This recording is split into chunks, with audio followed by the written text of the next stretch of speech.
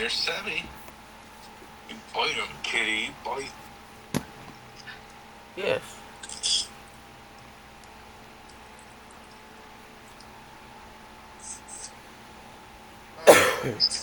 Kitty, kitty. Kitty, kitty. name something of Steve Harvey's that you would love to see. Kitty, kitty. Go ahead. His bald head. His wife. His wife.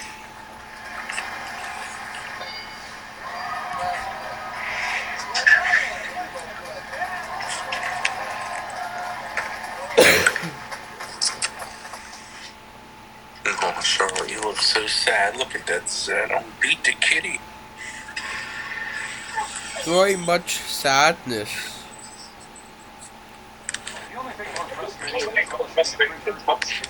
You need beat up tonight, Charlotte?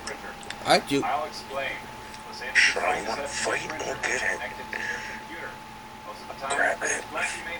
Go and get Charlotte's little paws.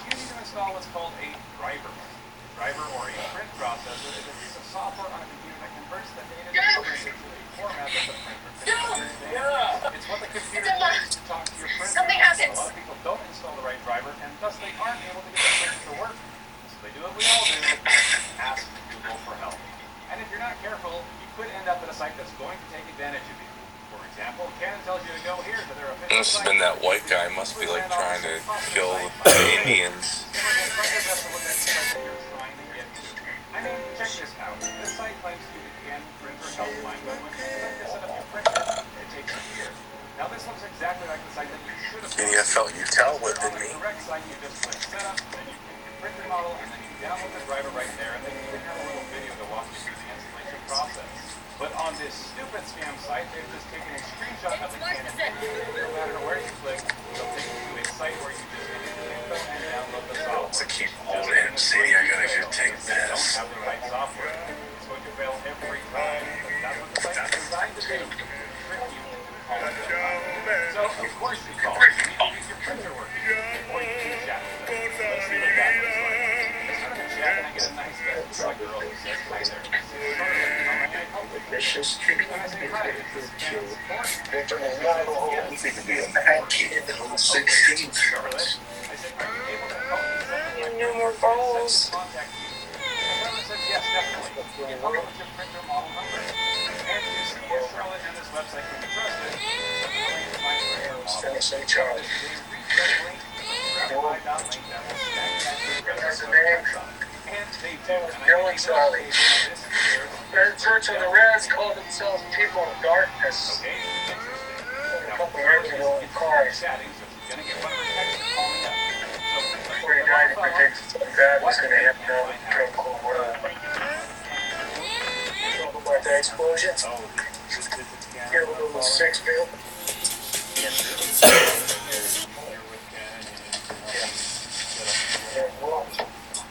I think it just don't get a leak in the gas. passes my lie detector If the test. last and then the engine heats up and it starts the gas, and next thing you know, Don't lie. No, it's not even close to what happened. Honestly, that's where it is. How can studies I show help that you? when I'm about 10, He was on to tell me to download some Yeah, remote you take your life will be like any other day. You're this the is an appointment. his secure server. Sir, you will be connected to our secure server, and I'll be like I've been here in your 3 hours. computer and your printer. Now I'm gonna stop right here because Are I you know kidding that me? remote access my And it would have been cold back. Canon and say on their website do not let Popping your remote big access to your computer. So So there's already a lot of red flags here, and it turns out that these printer support sites are a diamond. I know he's in my feed. Account company I've found. They're operating under dozens of different names, URLs, Why don't you go up to bed, Mom? but I wanted to catch one in the act to kind of expose them, show you all what they're up to. To do this, I needed to call in under the alias of I Need No Work. I'm sorry. Who is this again? If make it click. And I'm giving you some help from my friend Ray on a Oh, marriage. other cybersecurity friend from Serbia who's only 17. Actually, he just turned 18. Happy birthday. Jack? Many surprises and problems are better. Talk about what a shocking development they've uncovered. There begins many of your right across the world. It's the only piece of bottle we find if you Really not shocking. Here's Ray to explain. That guy was doing a cancer until they listened to months of coding his bottle. Features that I just had to see for myself. The edges are low-key kind of nice. Was the build And as his son, name is Thomas, was over in midnight, so it definitely out there, what happened, I can figure out the why of it. Opens up NetStat. Let's take a closer look at it. Device is actively using your network. There you can see the connection. And this list is the all. This has no reference to devices. These aren't Come on. these are websites. Nobody. Whenever you connect You go out and see to them. a website, a security connection is called a secure software. It's listed here so that troubleshooting for the website like Amazon. It takes care of the There was so much has that nothing to do with hackers or other people's this thing is Rumble Plus. nothing broken. And I'll go now, guys. Okay? Nice little write-up summarizing everything that's keeping me from setting up a radio. 20,000 errors in the normal. Okay. Drivers are stopped. I need a couple grumbles to move for me. Printers over here nowhere. This family needs to be put back in balance. Sure, Alice. Well, I'm sorry, Charlotte. Baby, and don't then back plug up. it back in. When you So can you grumbles? Little baby grumbles. others like goes offline. Not much. This technique has no interest. That's giving me the saddest looks. Now I'm going to suggest some Charlotte, come on. Rearrange a little bit. Now, why would anyone need a firewall? Yeah, there you go. Thing I want to do right now. You guys, Wendy's has new biggie deals starting at just $4. So now you can Marta, which is I'm about to get Santa. I think it's either more doing options and more of what you really want. now, still in the park, or I think what I'm gonna be ready. Sebs. Did Grandma come out and tell you to get to bed yet? Yeah, Did she? yeah. What time was that? Like 11 p.m. Yeah, And here I am. I know, right? Yeah. You should get to bed, Sebby. Try to get a couple hours of sleep. If I can. I barely got any sleep last night. You must have insomnia or something. Probably. But guess what? Have some more police, I guess. I made it 14 years. And no sleep. Basically. And it's on a private network that firewalls don't manage. Printing something on a server on the other side of the world? On a firewall, but for most of these cases, you just need a driver that your printer manufacturer buys. Somebody's This is like immediately going to a dumping mechanic people's for a routine oil change and you need to buy a whole new engine. You don't need a freaking firewall to print something on your private home network. Now the tech is saying that this is a secure server that we're on, but it's not a security thing. Good check again. A little magic on the search part, he's able to see the scammer's screen just as easily as he's seen mine. And even after I hang up, I'm still able to see his screen as he continues on with About other the truck bomb at GoPro yesterday. Victims now. Holding a Madison truck. Yeah, those kinds of things only happen in big cities.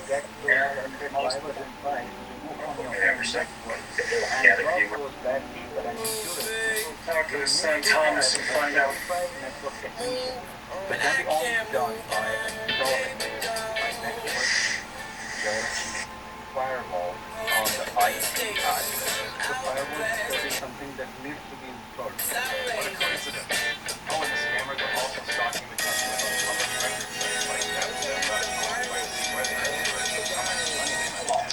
you got locked up. What did time last time do? Hey, that next time I was gonna lock him up. Well, guess what? But eventually they get their credit card Next numbers time. from them and they're just entering their Roll brain. Got the dean. We do the sun. customers write their credit card Yeah, number on I figured out my car stuck in the sand. All right, we're done here. Let's get to it. For context. Then takes to a backdoor site where they charge the car for the fake service and then do who knows what with that number. The man who was that? I mean, sure, they get to work.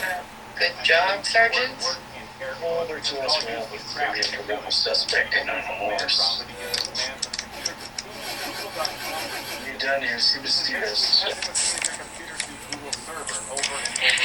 Oh, how's everything when I try to get to sleep here? Yeah, try. I got my meeting in like 12 hours. I got to attend. Getting sucked. It's gonna suck as bad as your mom having to go into St. Vincent. Yeah, one day she loves her job, the next day she hates it. The next day they're all a bunch of cocksuckers. Yeah. Yippee. Well, maybe she'll go back to Unify and it'll be better. She'll probably hate that too. She hates every single job she Sure. goes to. So we just have to end the call ourselves and free up the line. No. Good night, Sebastian. Good night. Good night. Sleep tight. I'll give you Fuck 'em. I'll give you a report. For my mom will say tomorrow during the meeting. She'll probably say that everybody hates her and all that bullcrap. So yeah. She should have stayed at the brewery. So fuck it. Yeah. Well, see you, soldier, tomorrow. Good night, Sebastian. Good night. See you tomorrow. See you tomorrow. Kind of what we thought, but they're from HD. I called HD directly. No, you didn't. Those are scammers. Oh, I don't think you're not a scam. Because I'm not asking you for money. Because there's nothing wrong with the computer. It's my printer. No. Yep, that's how you know that they're liars. So I would shut down the computer, kill the connection, and if they try to call you back, just block the number. Those are scammers. And a lot of people were very relieved to know that they didn't need to drop hundreds of dollars to secure their network. I got this text from a woman later in the day who said, "Whoever you are, thank you. My daughter immediately pulled the battery out of the laptop, then went upstairs to turn off our router. While offline, she uninstalled their program."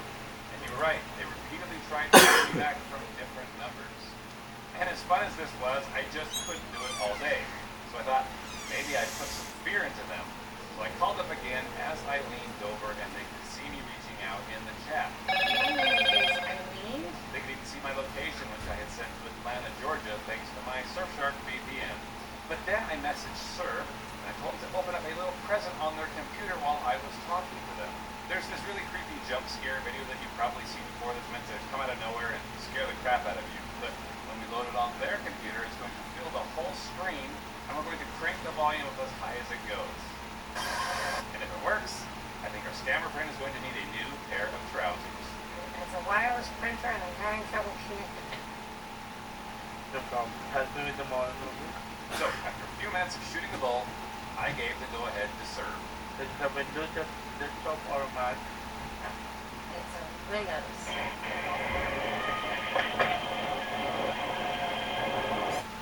Hello?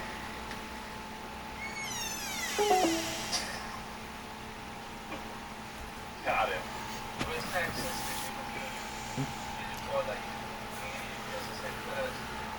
You know, if you're going to take advantage of people, you probably deserve that. But my question is, why don't you just offer an honest service? There's literally people out there who are struggling to get their printers installed.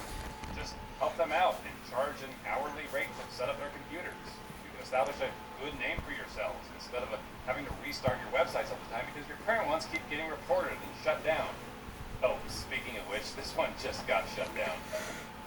Be better, scammers. Hey, I hope that you enjoyed this video, and if nothing else, I hope you learned how to install a printer driver.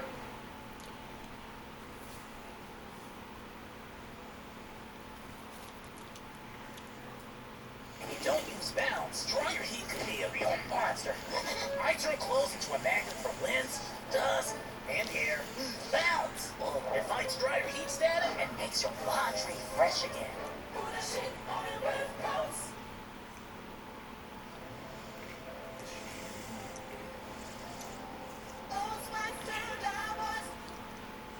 Okay, so I just got this random text message that says, "Hello, I'm Michael from Fraud Prevention Security District.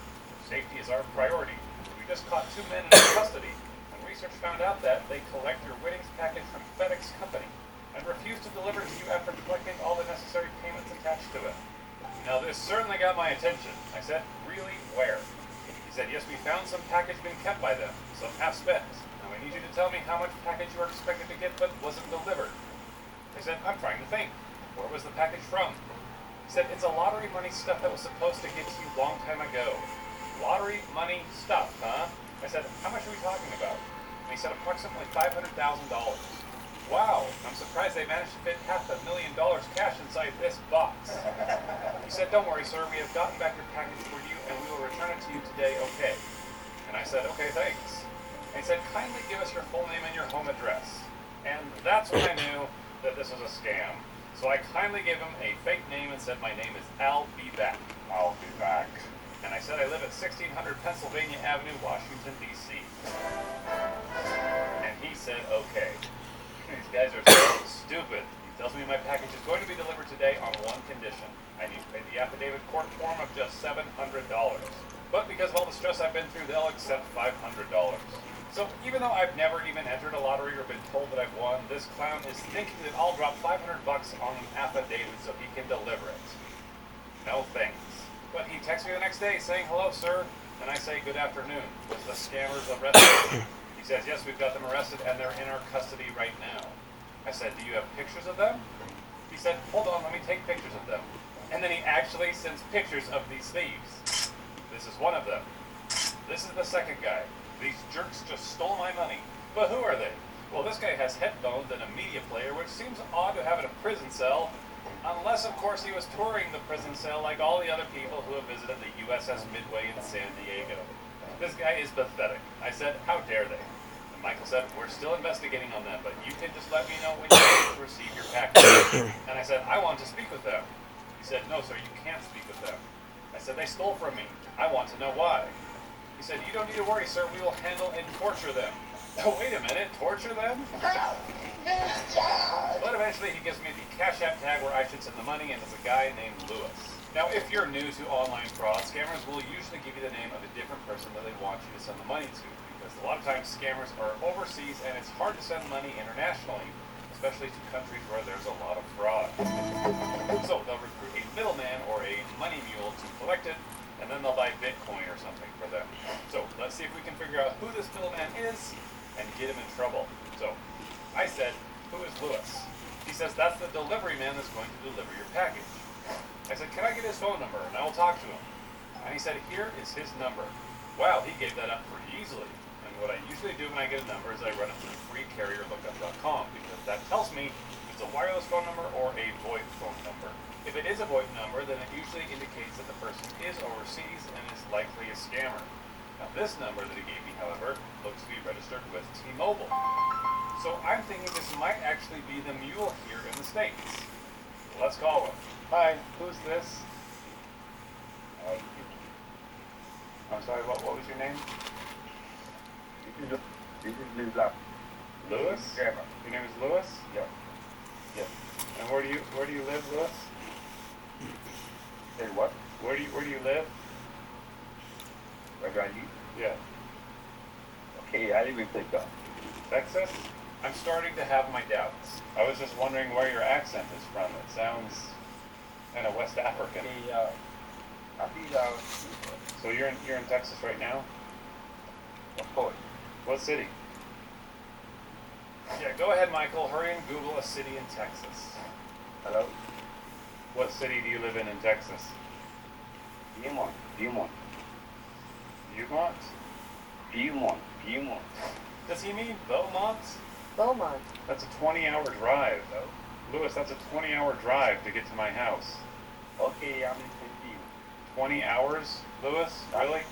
That Copy it. I'll be on my way out of the Mexico. Yeah, so this guy is totally in Nigeria and he doesn't want me talking to his mule.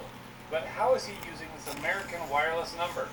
Well, when I call back, I learned that it's actually a Google Fi number, Google Fi Wireless subscriber unit call is not available. and Google Fi uses the T-Mobile network.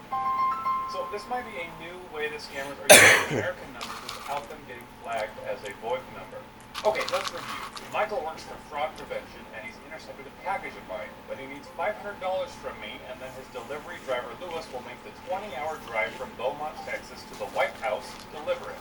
My theory is that there's one guy in Nigeria who's pretending to be Michael and the delivery man, but he's got a guy in the USA named Lewis with a Cash App account who's collecting money for him. Let's find out if I'm right. So, hey.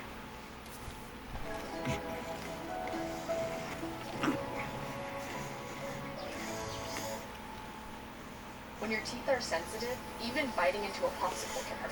Try new Sensodyne Clinical Repair. What you looking at, babe? Cars on cars.com. What's wrong with this one? I just got promoted, so I'm looking for something more. Ciao. Ciao. 2 million cars for 2 million possibilities. Cars.com. Over the past few years, several market conditions have created a focus on the back office finance and accounting function. These conditions include an accounting talent shortage. One of the most exciting steps in searching for a home is when you I get a new number and I text Michael. I pretend like I'm one of the many people that he's been reaching out to about a lost package. He says, okay, kindly provide your full name and your home address to me now for confirmation. So I say that my name is Hugh Jass and I give him the address for a Hooters restaurant. And would you believe it? He's found my package. So I just go through the scam and I eventually ask if I can talk to him on the phone and he agrees.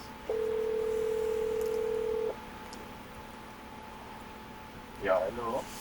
Yeah, this is the same guy who claimed to be Lewis. Michael. Yeah, Michael, you remember yesterday when you said call Lewis and I called that number? Yeah, that guy is the same guy as you. You have the exact same voice. You're playing me. You're the same guy as Lewis, and I want the real Lewis's phone number. I'm lying. Okay, you really work for the government? Yeah, I'm working for the government. Do the United States government? Yeah. Piss me off. Come on, admit that you're a liar. You're not in Texas right now. What's the weather like? Look out the window and tell me what the weather's like right now. I can't hear you. Can you speak up? Michael, admit that you're a scammer. You're not in Texas. You're in Nigeria. Why did you say that? Because I can hear the accent in your voice. All right, I'm gonna give you one more chance. That's my voice. I'm gonna give you one more chance. Admit that you're a liar, or I'm gonna hang up this phone. I'm giving you the chance to work with me. Okay, you want me to work with you? Yeah. Okay, which one? I want you to tell me who this guy is. Who's this Lewis guy? He is your guy. If I tell you, what do you want to do for me? I'll pay you the money that you're asking me for. Who's Lewis? Promise? Sure. How much are you gonna pay me? 200. If I tell you the truth, will you give me $500? No, I'm not gonna give you $500. I said 200. You have to promise me Oh my gosh, I just did promise you. $300. What do you have to lose? I said 200. You have 3 seconds or I'm hanging up. You want to take the deal or not? $200 if you tell me who Lewis is. You want it or not? $300, right? $200. You have 3 seconds to decide. 1, 2, 3. Okay, I'm gonna go find somebody else. You don't want the money? I'm gonna go find somebody else. Okay, thank you. Let me call you back. Just give me a few minutes. I'll call you back. Look at that. And he never called me back. This kid really thinks that he's going to have better luck convincing people that he's holding a lottery package of theirs than actually working for a living. And that kind of makes me sad because I think that Nigerians are better than that. And that's why I want to pivot here and follow up on a story that I started a couple months ago. Some of you will remember that I met a man named Kingsley in Abuja, Nigeria, who was suffering from kidney failure. And he couldn't afford a transplant and he truly thought his life was ending. But he didn't scam anyone to raise the money. He used his head and he worked with me to create an online course called Smartphone Safety Pro to help young people avoid scams and learn online habits. He helped me write the curriculum and design a website and market it. And many of you bought the course, you gave feedback, and today I I want to report back that because of your support, Kingsley got the long-awaited transplant that he needed. I feel now I can, forge ahead for the future, fight for my family because I'm like the burden of the house. And, my children and kids will be able to see me grow up. I will be able to see them grow rather. It's a good thing for me. And I'll be able to go back to work and stronger, better. I'm very, very grateful for the opportunity. To me, it's like a second chance. I'm going to take it well. This video is actually produced by Tay, a Nigerian filmmaker, further showing you that you can do better things for money in Nigeria than scamming. Unfortunately, scamming is very rampant in Nigeria. And my advice to this young man is you can work hard. There are ways you will get the money you're looking for rather than make other people cry, deceive people. It pays to do legitimate things. And you better have a conscience. Kingsley's life was saved because he went to work, pushed through the pain and the sickness to develop something that had value. And you guys recognized that and you showed up. And I can't thank you enough. But now that Kingsley's better, I'm slashing the price, and you can now get the 21 lesson course that we made for only $7. Take it for yourself, or buy it for a young person who needs it. We really hope that you enjoy it, and we hope that you let us know how to make it even better.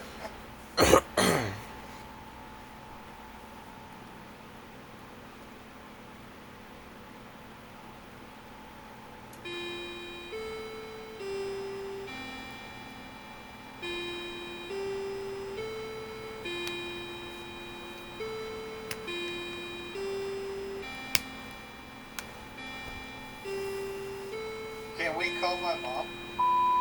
She's love this. Hold she answers.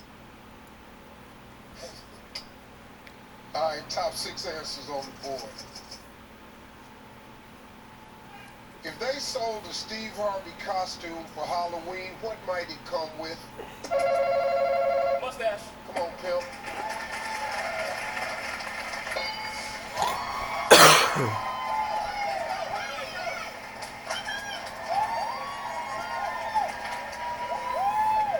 Hey, Robin, what do you do, man? I have the pleasure of helping students find their purpose. I'm a manager for an enrollment and admissions team over at Grand Canyon University. Oh, that's good. That's good. I like that. Helping young people. Yes, sir. Yes, sir. That's good. I like that. If they sold a Steve Harvey costume for Halloween, what might it come with? I gotta give me one of them nice suits, Steve. Get that suit on.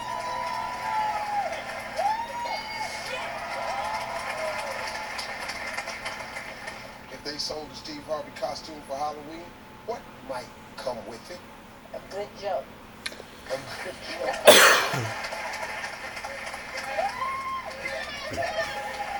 Come with a good joke.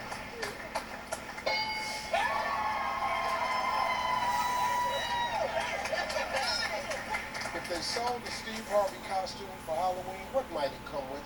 How about big lips?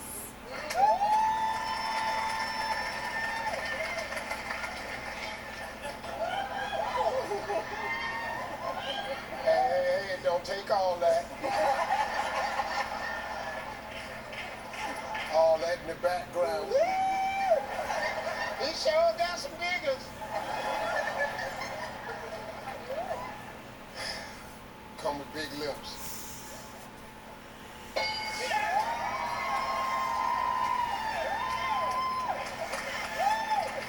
Come on, baby. If they sold the Steve Harvey costume for Halloween, what might it come with?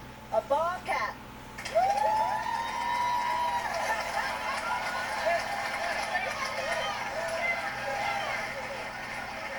A ball cap.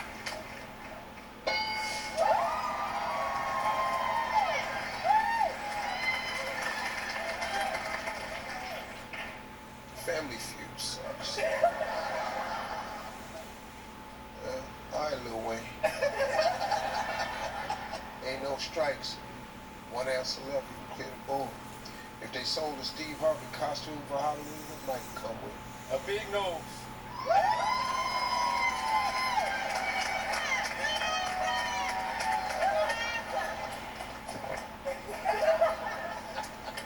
If Big Nose is up there, I'm gonna tear the game board down. We going home. The game over. I'm gonna tell you right now. If Big Ass Nose is up here, I'm tearing this damn game board down. I tell you what. It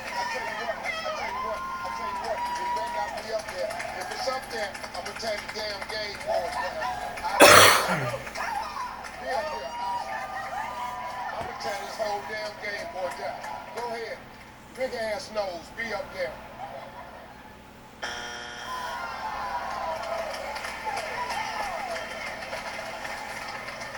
All right, Robert, only one strike. One answer left, you can clear the board. If they sold a Steve Harvey costume for Halloween, what might it come with? You do a lot of talk shows, so what about a microphone?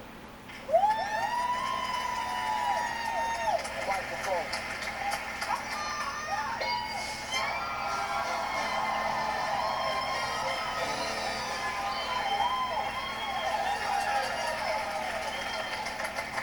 Oh, this is going to be a good one. Top 8 answers on the board, ladies. Here we go. There's a dead body in your house. Cops will blame you.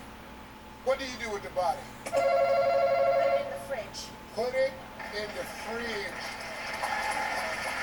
That's a Cleveland answer, folks. That's a Cleveland answer. Put it in the fridge so it don't smell and we'll think of something. Put it in the fridge.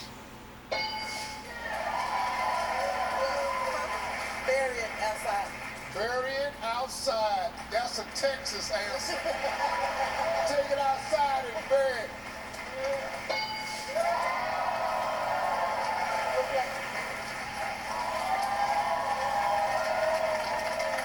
There's a dead body in your house. Cops gonna blame you. What do you do with it? Since I am from Texas, I am going to barbecue it.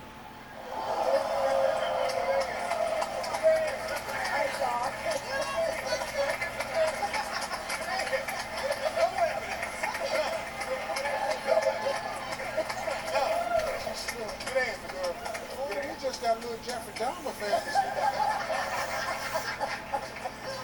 Damn, barbecue. Barbecue.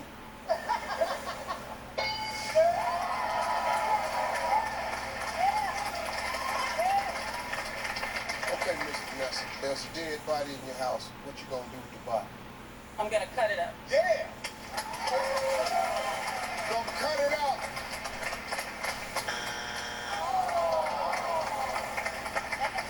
Big Mac, there's a dead body in your house. What you gonna do with it?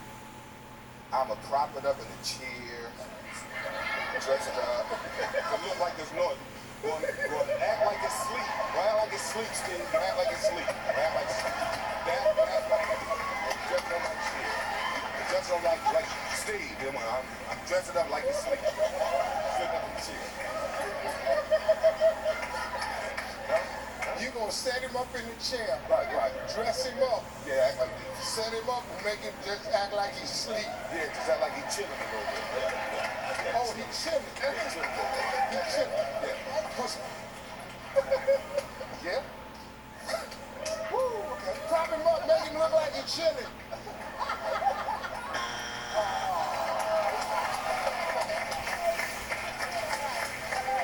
Gerald, you got 2 strikes. The other family you can steal. There's a dead body in your house. What you gonna do with it? Put him in acid. Oh. Good answer.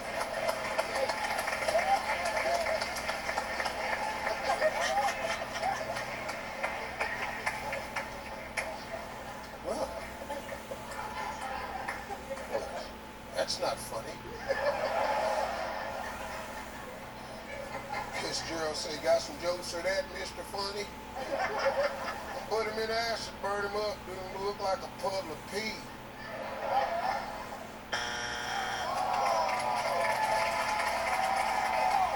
There's a dead body in your house.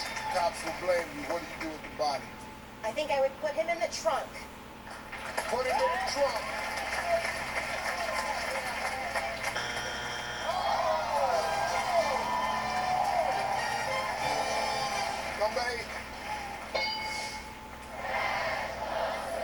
7, 6. Take them right over their house. Throw it in their yard and call the police. 4. He's gonna stink. Number 3.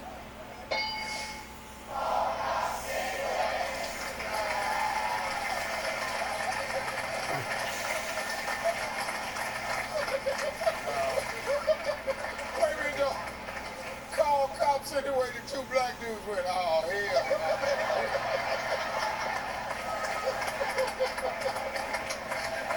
I'm sorry, sir.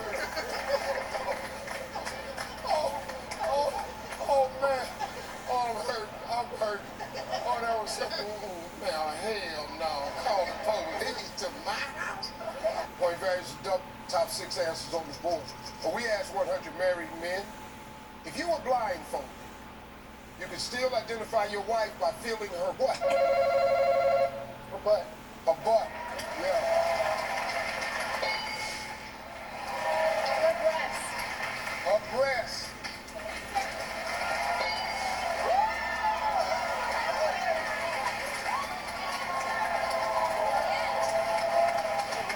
Corinne, all right, guys, we asked 100 married men, okay?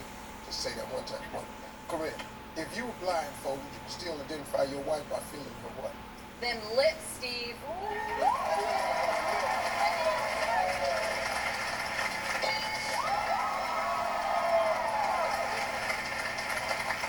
Talk to him.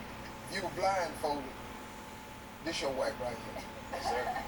Now we got bosom up there, we got the hiney up there, we got the face, everything on the face. So now, you were blindfolded. You could still identify her by feeling her what? Her feet.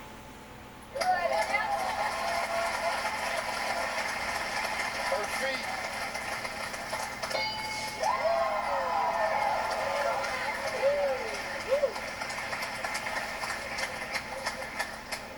It's all right, Cal. You clap all you want. Ain't got no strikes. You next.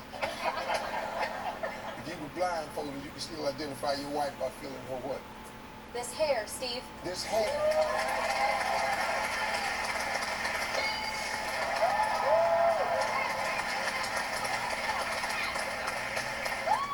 Cal, there's one answer left. Ain't no strikes on that board either. Ain't nobody in here but me and you. Now, if you were blindfolded, you could still identify your wife by feeling her what?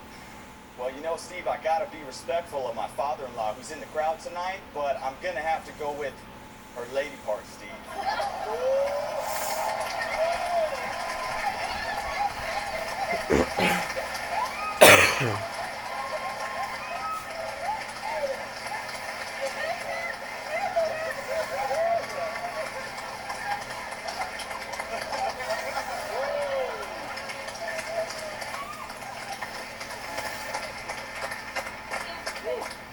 The lady part.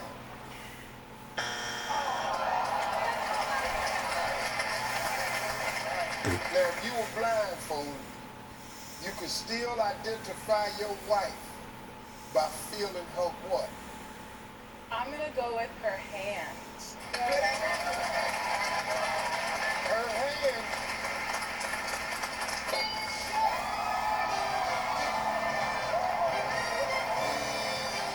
Top 7 answers on the board. This is a good one. We asked 100 married men, if your wife left you on Saturday night, what would you do on Sunday morning? Sleep in. Sleep in. Sleep in.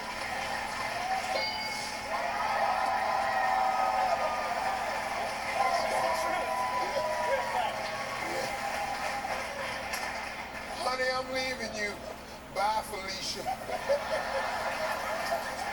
Bye, Felicia. What are you doing Saturday morning? I'm sleeping in. Man, I love dudes. Big Daddy Mark, talk to 100 married men. If your wife left you Saturday night, what would you do on Sunday morning? I'd have to get up, get dressed, go to church, brother. Get up and go to church, man. Figure out what went wrong.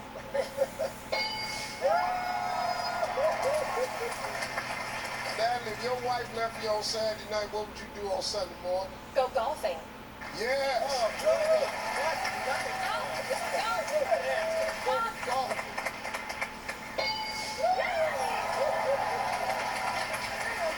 So far, I would do all good. Well, I probably don't get to sleep in much, so. Well, let's go, Adam.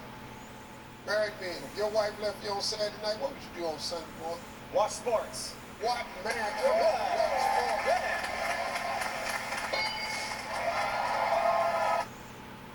Penn State really taught me to think like a designer, not just to build visuals, but to build worlds. Tax Act is designed to help you get your taxes done. Let's get them over with. Suddenly it's spring, the 44th annual Pittsburgh Home and Garden Show, March 6th through 15th. This weekend only, see celebrity antiques appraiser Dr. Lori. Shop the largest home show in America with over 1,200 exhibits. The Pittsburgh Home and Garden Show, Convention Center, downtown.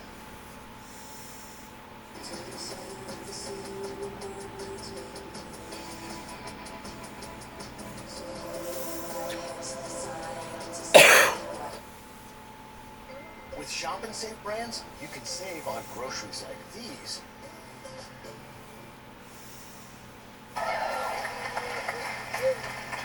Ladies, I don't know if you notice a pattern here with this. There's not a lot of real concern so far. 7 of us that went to talk to the Lord about it, but so far the rest of us just playing golf, watching TV, and sleeping in. Wait till you see the next one, though. Vanessa, if your wife left you on Saturday night, what would you do on Sunday morning? Get a lawyer. No, not yet. Don't need him. Get a lawyer. I forgot it was Only one strike, Craig. If your wife left you on Saturday night, what would you do on Sunday morning? I wouldn't, but see. Yeah. Yeah. She immediately. Next. All right, Mr. Moss, we got 2 strikes. Peyton family can steal 100 men. If your wife left you Saturday night, what would you do Sunday morning? Go to breakfast.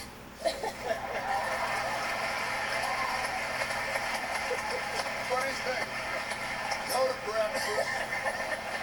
Give me some pancakes and bacon. Kind of work through it a little bit. You know, get double butter on it. Yeah, just go get some breakfast. Woo! It's up there.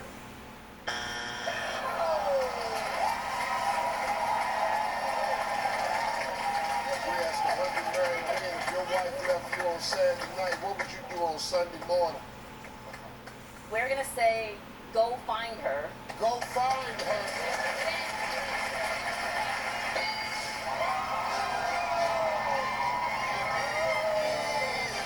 Number 7. What's up there? It'd be more than 2 people crying, tell you the truth. Number 4.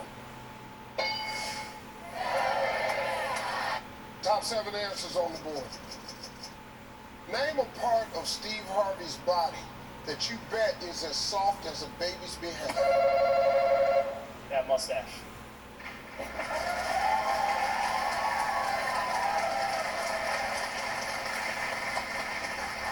I'm gonna tell you right now, if your baby behind feel like this mustache, you need to take your baby to the hospital. Your baby got a problem. Mustache.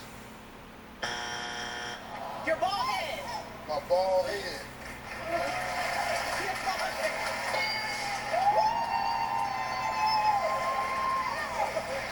All right, we're gonna play it.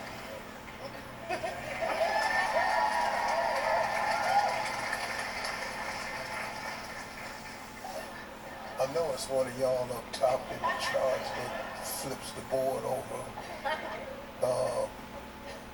You're gonna pay for the little milk dud comment, partner. Oh, it ain't over, homie. Okay? Just know that. Stefan, name a part of Steve Harvey's body you bet is as soft as a baby's behind. You're behind.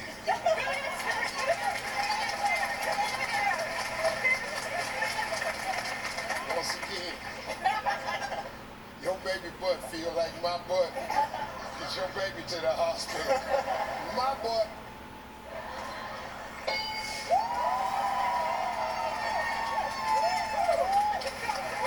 Name a part of Steve Harvey's body you bet is soft as a baby's behind. I'm gonna have to go with your legs. Legs.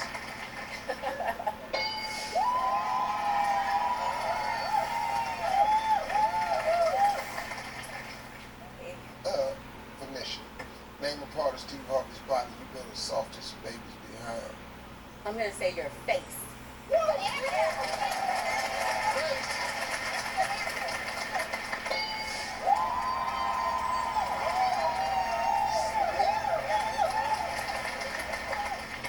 Londale, part of Steve Harvey's body you bet is as soft as a baby's behind. I will say nose.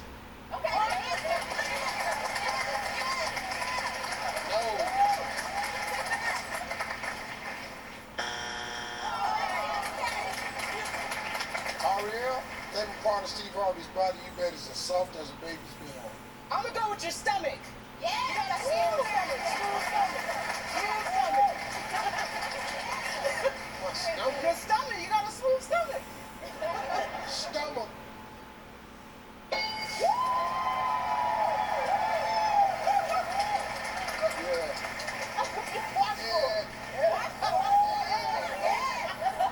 Yeah, I got washboard abs.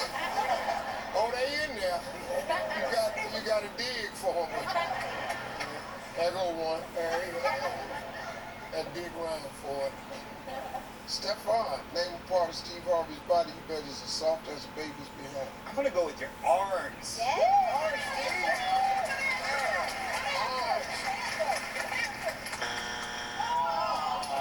We got 2 strikes now. Witowski family can steal.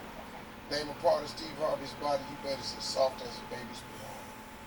I'm gonna have to go with your lips.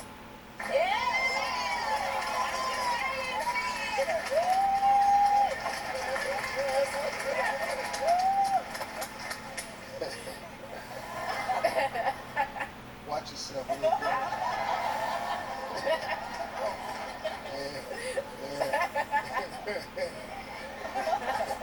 That's a true statement.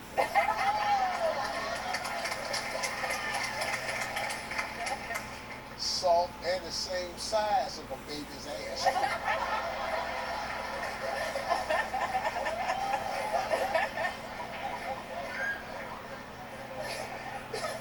The lips.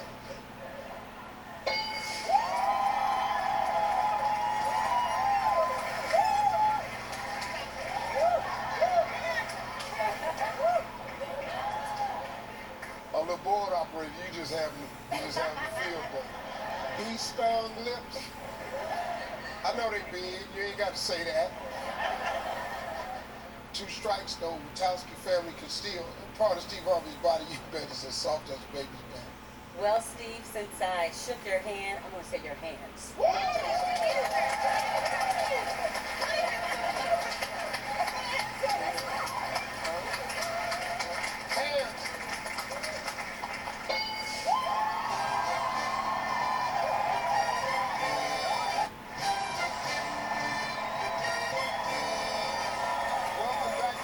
Everybody, the Bitten family won the game. And now it's time to play.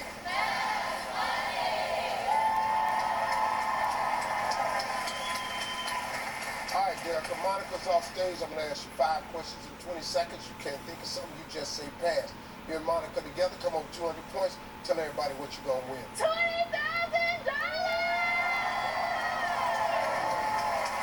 All right, you ready? All right, 20 seconds on the clock, please. All right, here we go. By the end of the wild wedding, the groom was wearing the bride's what? Bill. Name an animal that could fit in the palm of your hand. A duck. What time is the crack of dawn? 5 a.m. Name a male superhero. Superman. Name something you would do if you were imitating a cat. Meow.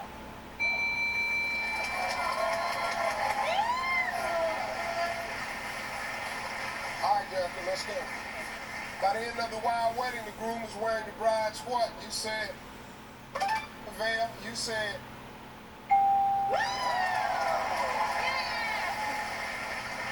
Name an animal that could fit in the palm of your hand. You said the duck. Well, I'm gonna chick. Like a chick. yeah, well, you said duck. So we're gonna have to go with duck. It's okay. Survey said.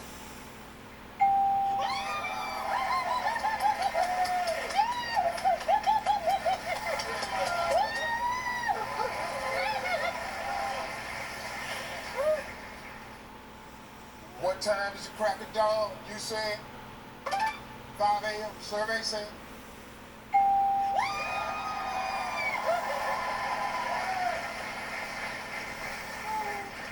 Name a male superhero. You said Superman. Survey said.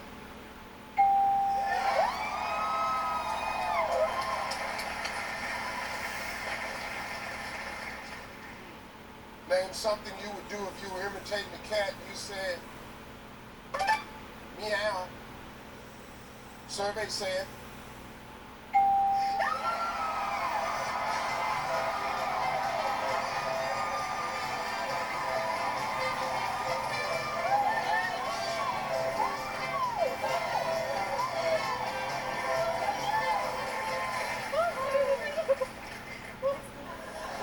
Smart guy, how you doing? I'm good. How are you? Well, I'm doing fine. Got a little situation here. Is that your daughter? Yes, sir. Yes, ma'am. You pretty proud of her? Yes, sir. All right, I got some good news. I got some pretty bad news. Which one of these you want first? Give me the good news. The good news is your daughter scored a lot of points. And you want the bad news now? If you don't get to 200 points, she's going into a foster care program.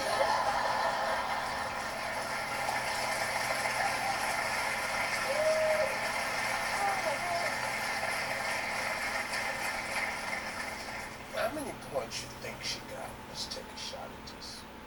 197. You don't feel like doing nothing today? I trust her, Steve. You trust her? She's my firstborn. I trust her. She got 190.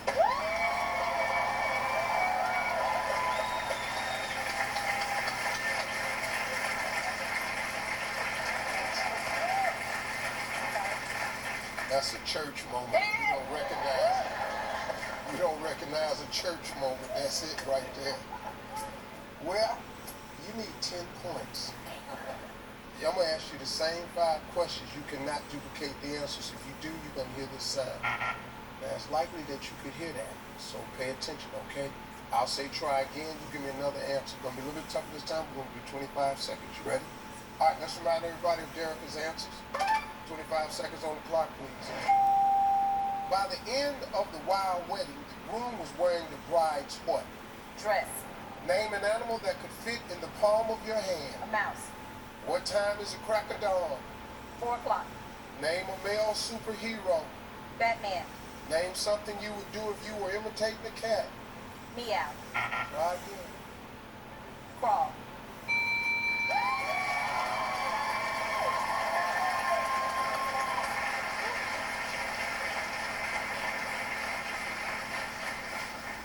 We need 10 points. By the end of the wild wedding, the groom was wearing the bride's what? You said dress. Survey said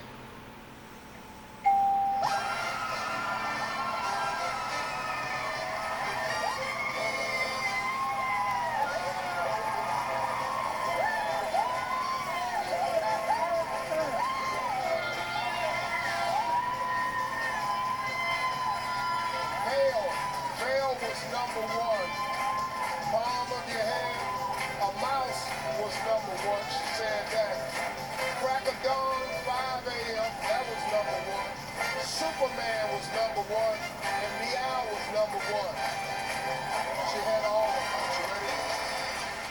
seconds on the clock, please.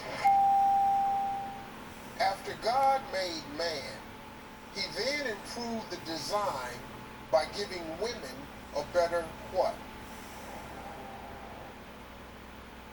Kent State has a massive impact on the architecture industry here. It's just a lot easier for us to look at Kent State students and understand that they have the technical knowledge, they have the graphic skills. Kent State graduates are NFL ready.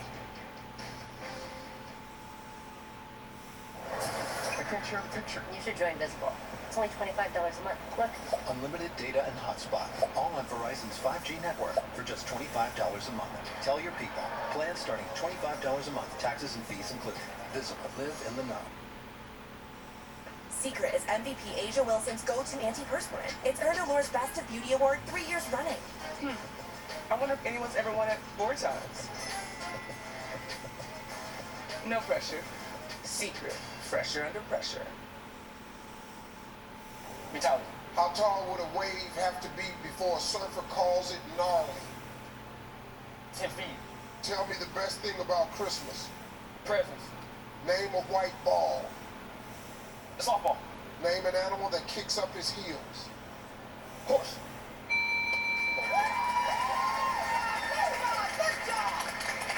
After God made man, he then improved the design by giving women a better what? You said mentality.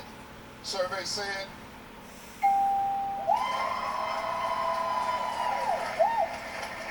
how tall would a wave have to be before a surfer could call it gnarly? You said 10 feet. Sounds like a big guess to me. Survey said tell me the best thing about Christmas. You said presents. Survey said name a white ball. You said softball. Survey said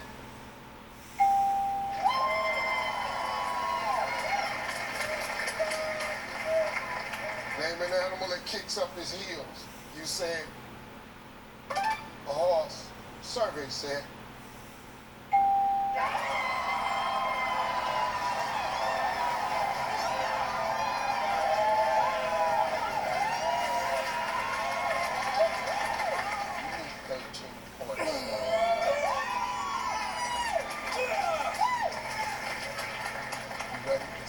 remind everybody Lamont's answers.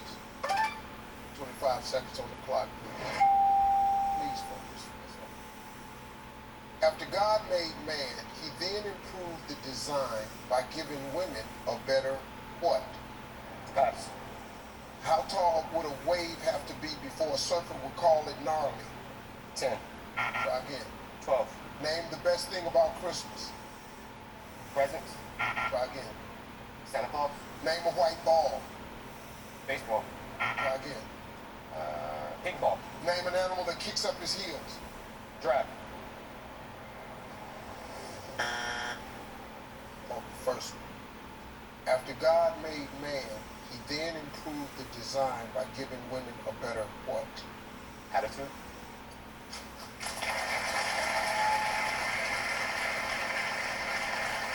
He need 13 points.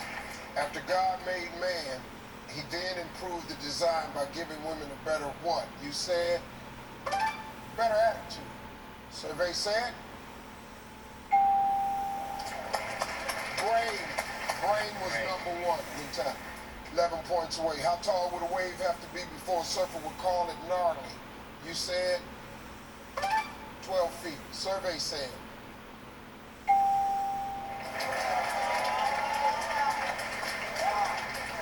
10 feet is the number one answer. We're 8 points away. Tell me the best thing about Christmas. You said Santa Claus. Survey said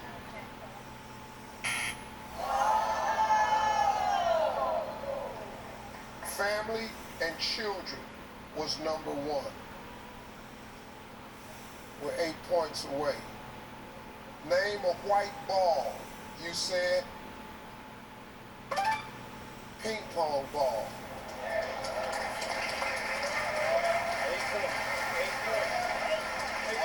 Survey said.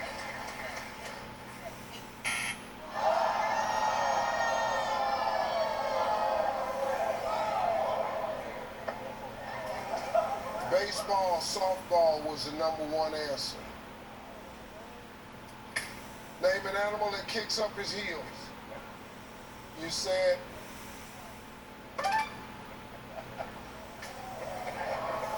giraffe. Survey said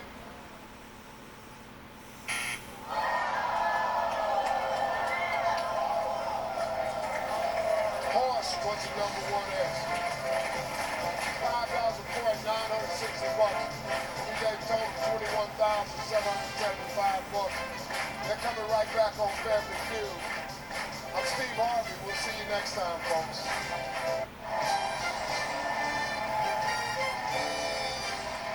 Welcome back to the feud, everybody. Abundance family won the game. And now it's time to play.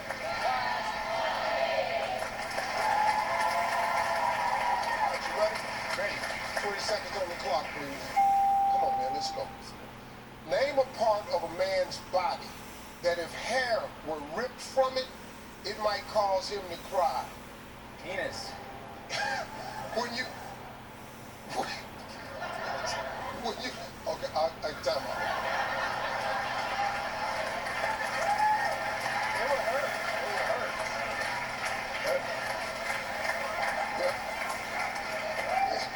It would have hurt. I had to stop because I teared up. As soon as he said, I heard all the men gasp. From your penis. Okay, here we go. Start with your question 2. When you trust your gut, what % of the time are you right? 80. Name a fear many people have. Heights. When you just got fired at work, where do you go? Pass. Name something that expires. Milk. You just got off work, where do you go? Friend's house. Let's go. Oh.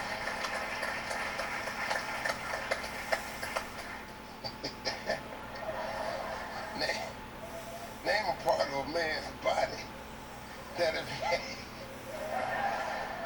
if hair was ripped, keyword ripped, it might cause him to cry. Or die. You said your penis heart attack. Survey said.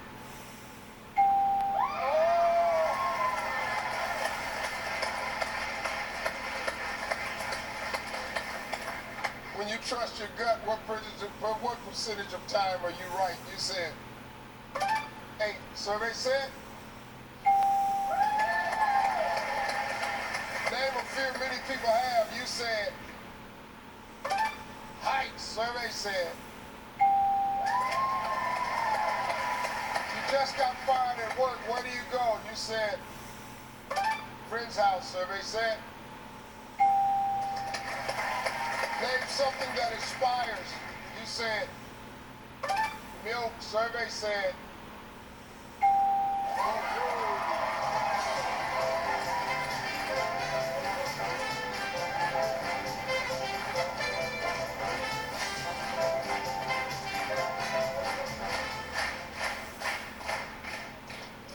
All right, Priscilla, I got some good news for you. Francisco got 139 points. You need 61 to win, and 61 is still tough in the second position, so I want you to focus for me, okay, Priscilla? Yes. All right, let's remind everyone of Francisco's answer. 25 seconds on the clock, please. Come on, let's go. Name a part of a man's body that if hair were ripped from it, it might cause him to cry. Penis.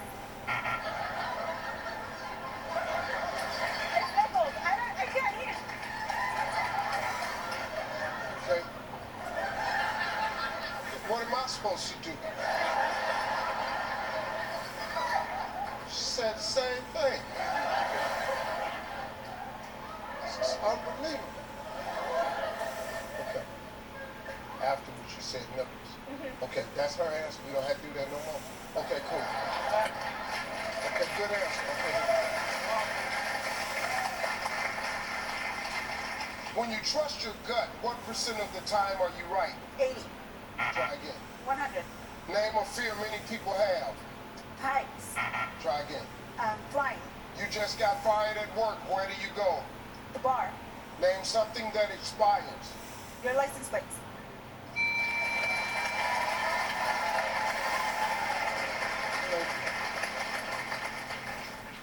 Name a part of a man's body that if hair were ripped from it, it might cause him to cry. You said, that ain't what you said at first. Survey said,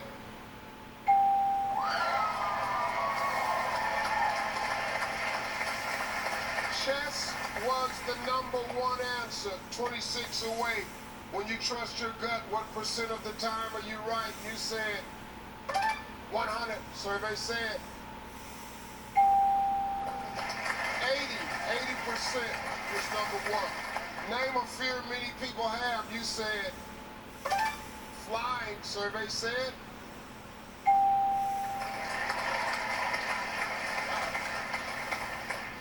fear of heights was #1.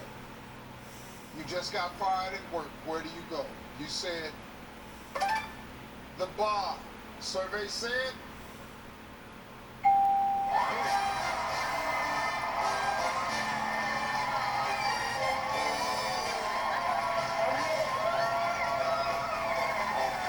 where do you go?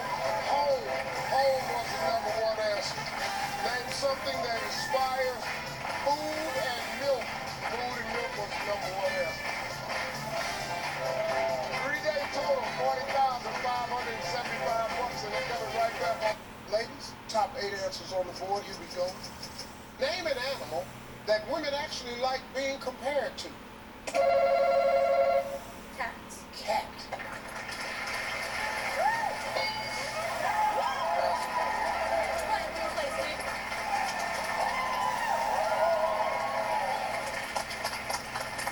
Salam, name an animal that women actually like being compared to.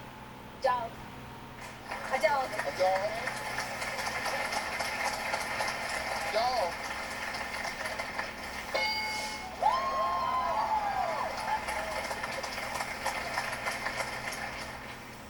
Neil, just whatever you want to say. It's wide open now. You could have told me a dog was gonna be up there. Not that. No. Name an animal women actually like being compared to. I'll say a lion. Oh yeah, it's up there. So yeah. Oh yeah. Lion.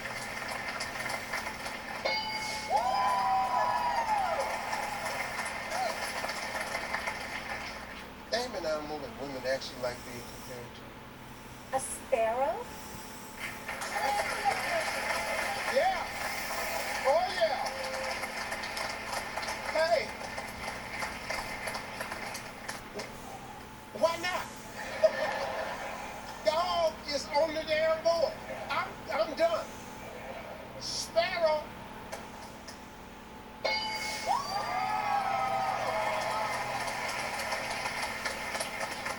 I'm telling you, once dog is up there, hey man, Arun, name an animal that women actually like being compared to. I'm gonna go with fish. Like the Little Mermaid. Fish.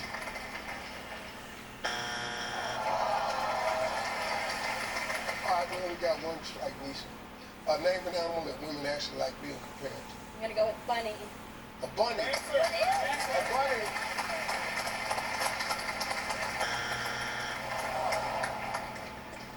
That's a great answer. Thank you. Because dog is up there. 2 strikes, you gotta be careful. Sawney family can steal. Name an animal that women actually like being compared to. A horse.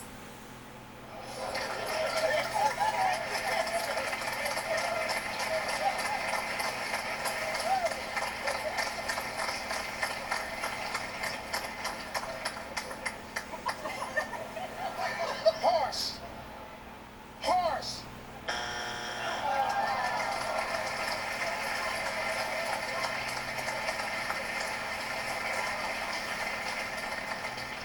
we're gonna say Fox. Fox.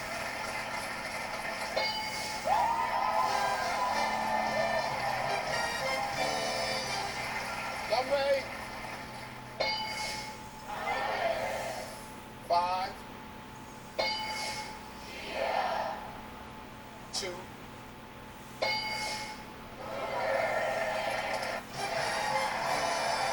Welcome back, Celebrity Family Feud, everybody. Give me the call. Give me cake.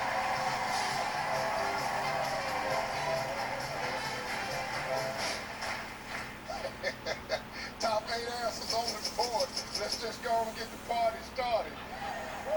Name a way a woman can flirt with a man without... Oh, I did it so fast, didn't I? Name a way a woman can flirt with a man without him thinking that she's a whore. That's what I'm thinking you're gonna say.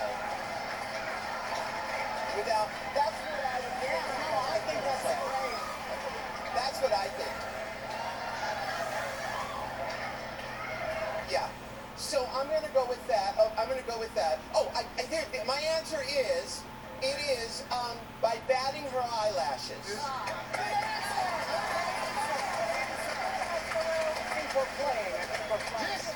not how you play the game. By batting her eyelashes.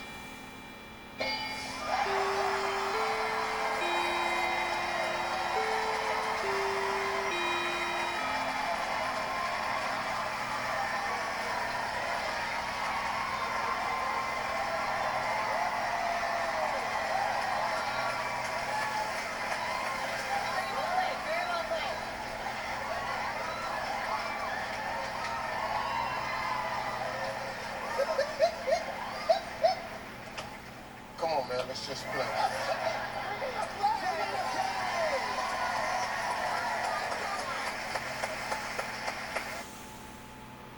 Processed? Yeah, we have a process. We hand select, hand trim, hand spice, hand taste. Then we cook. That's what family does. And that's why we do it for yours. Dietz and Watson, it's a family thing since 1939. Tax Act is here to remind you you have to do your taxes. Let's get them over with. Get the same trusted Lysol disinfection that has a scent that'll make you move. Effortlessly kill 99.9% of germs with Lysol brand new day lavender. It'll leave a scent you'll love. I've been to probably about 5 treatment centers in my life since the age of 19. And at the age of 33, I come walking into here, and it changed my whole view on what a rehab center could actually be. Silver Mist is unlike any treatment facility I had ever been to, so I wasn't sure what to expect. These counselors and these therapists really are masters at their own craft. If you're unsure about seeking treatment, my advice to you would be maybe reach out, talk to someone. Asking the question, right? Yeah. All right. Great job, by the way. Thank you. You're like psychic, Well, too. Carson, I've been in that situation so many times. Same. Well, Yeah. Same. Yeah. Why am I here today? Well, Why don't you just let RuPaul host the damn yeah. show? Why am I here You're here because of all of this toasted plum. That's why you're here. All that toasted plum. I'm not wearing this damn suit no more. I'm tell you right now. Get all your pictures. Get all your pictures. This goes into retirement right after this. I'm gonna put it in a glass case. This was the night I was toasted plum. Ladies and gentlemen, Michelle Visage right here. Visage. This is Michelle Visage right here. She is a judge on RuPaul's Drag Race and on Ireland and Got Talent. Yes. Yeah. Also was a morning radio host. Really? I competed with you when you were on the beach in Los Angeles. Yeah. Don't worry about it. I ran everybody out of LA. He actually did. Yeah. Number one. He actually did. Yeah, I was strong out here, man. It was me and Sinbad, remember? Oh, you did it with Sinbad? Yes. Oh, yeah. No, yeah. you don't. No, I didn't. Because nobody does. It's all good. No, really, but I spanked Sinbad. Yeah, you did. I You spanked sure him. did. Thank you for that. But he's my buddy. I spanked him too, but it wasn't on the radio.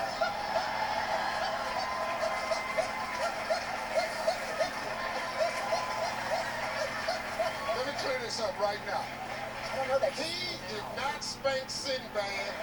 I'm defending him. Sinbad ain't here. He has not spanked Sinbad. It's a different Sinbad, I think. It ain't even his turn. It's not his turn. It's going to be a long day. Okay, here's the question. What's the actual question? I don't know. He got the number one answer. That's Why Rue's weak eye bang him. I bang. Oh, I'm sorry. I'm sorry. I'm sorry. I'm from the hood. I just saw bang him. I went down. All right, here's the actual question. Name a way a woman can flirt with a man without making physical contact. How about smile? Oh, that's wholesome. That was very wholesome, Okay, right? Michelle. What? You see a man. You want to flirt. Give me the I smile. can't eye bang. Yeah, give me the smile. So you gotta. Oh, yes. That's right. I'm walking right over Thank there. you. Know that. Thank you. Yeah, yes. With cash in hand. I'm 63. I qualify as a sugar daddy. Yeah, that's. I already know that. Smile.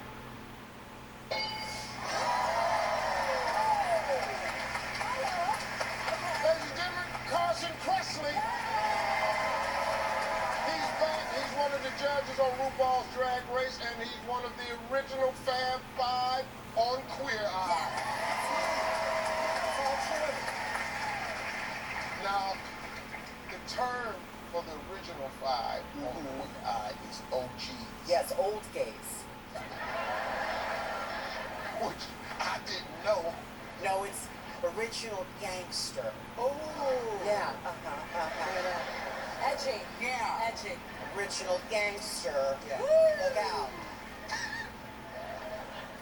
All right, Carson. Yes. Name a way a woman can flirt with a man without making physical contact. Oh, I've heard of this thing called sexting, where you send a sassy message on your phone. All the bullshit. Sexting. Good answer. Good answer. Good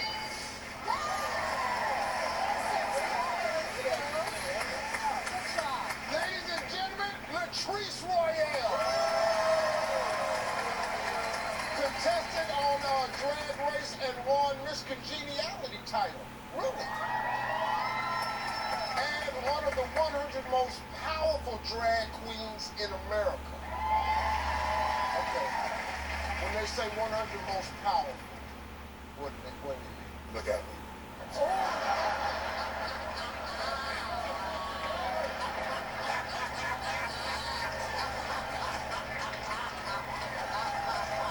Yes, Mama Trees. I got it.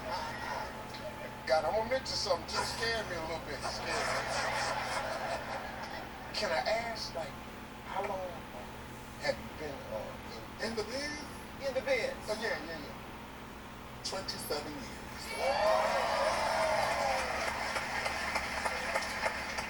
And I'm only 29.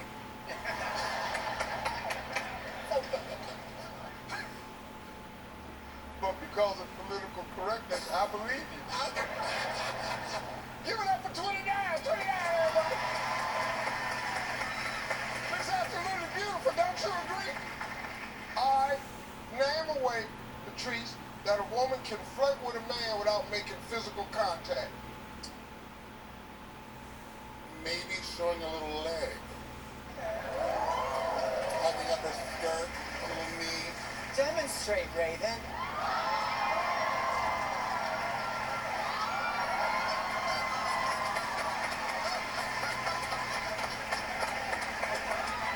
I was worried of all the expectations, but Isn't that what I heard here?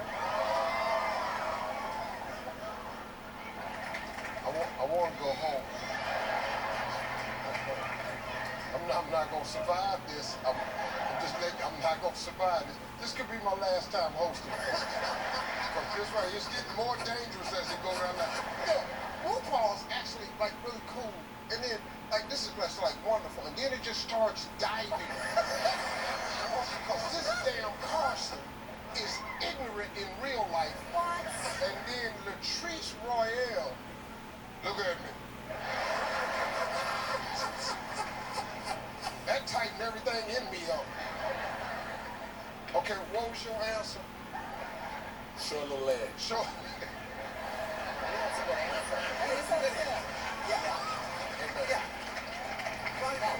It's up there. Yeah, I'm gonna need you to use the voice that you use when you perform. Show a little leg.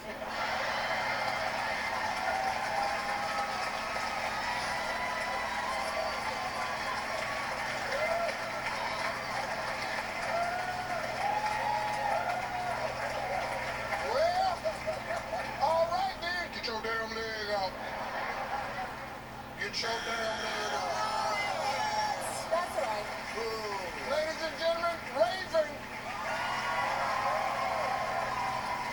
two-time runner-up on Drag Race and Professor of RuPaul's Drag U. So two-time runner-up. Two-time runner. Talk to him. David. Who teach you? Two very fierce queens beat me. Yeah. Good answer. Good answer. It's up there. Talk to you. And how long? Have I been in the game? Yes. Well, I'm only 28 years old, and I've been doing it for 18 years.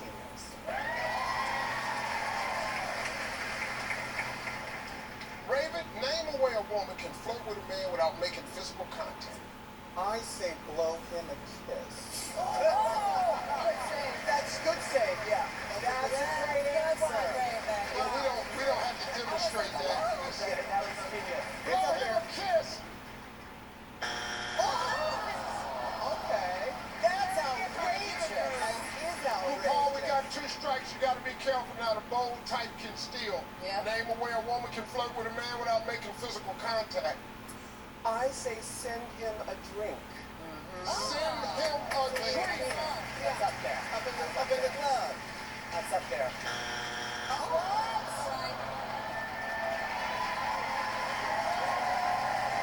All right, guys, here we go. Name a way a woman can flirt with a man without making physical contact.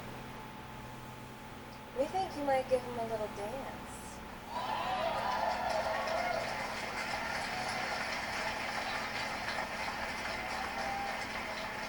You know, dancing? Yeah, what do you mean by that? I mean, I'm not a very good dancer, but... I mean, but you gotta... That's how I thought. I don't know. I mean, I feel like... That's not gonna get it. But I think like a little Shakira hip swivel might... That's good. You know? Yes. A little dance.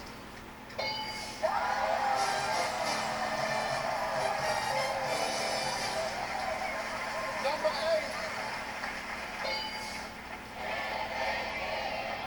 Yes. What? Hey, get naked? Number 5. Talking. 4.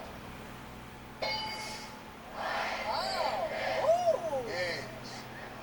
Number 3.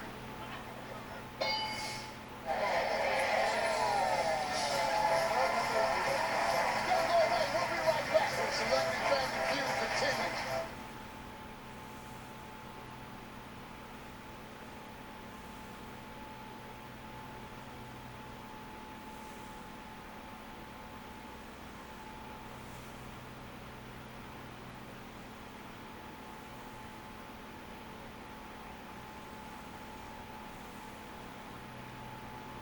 I'm not an astronaut. I'm not an astronaut. You're a great scientist. You'll figure it out. The world is counting on you. So, I met an alien.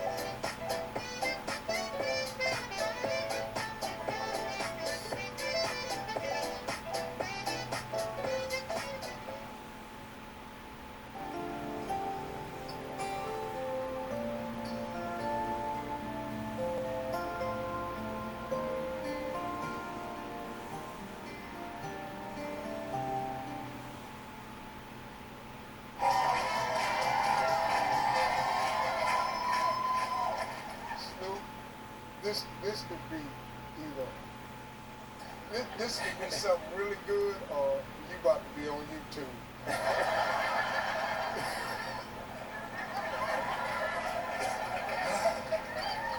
Oh, they ready though. Hey, listen to Robin did pretty good though, Snoop. She got 141. What? Yeah. You need 59 to win, and we're gonna put $25,000 into that football league for you. That's how we gonna do it, Snoop. I'm gonna ask you the same 5 questions. You cannot duplicate the answers. If you do, you're gonna hear this sound. I'm gonna say try again. They got it right. Hey, that's all right.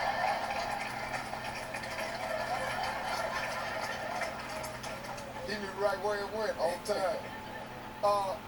I'll say try again, then you give me another answer. It's gonna be a little bit tougher this time, so we'll give you 25 seconds. You ready? Yes, sir. All right, let's remind everybody Robin's answers. 25 seconds on the clock, please. Here we go. We asked 100 women, how much does your purse weigh? 3 pounds. Name a salad dressing you'd find in most salad bars. Ranch. Try again. French. Name something that happens in the month of April.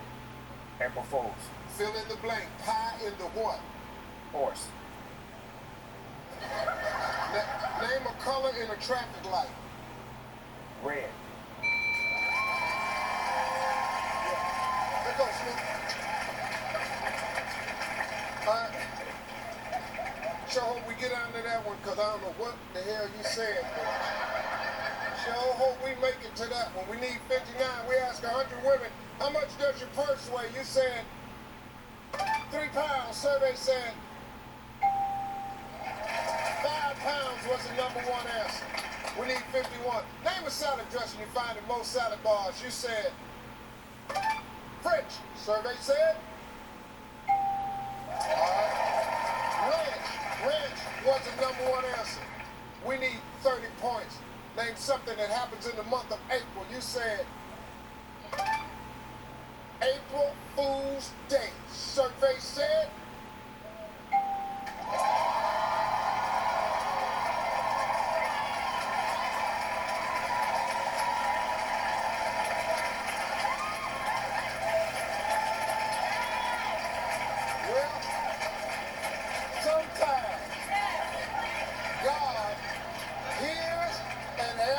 prayers. I now get to find out what the hell he said. We need 1 point. Fill in the blank. How in the what the hell did you say? What?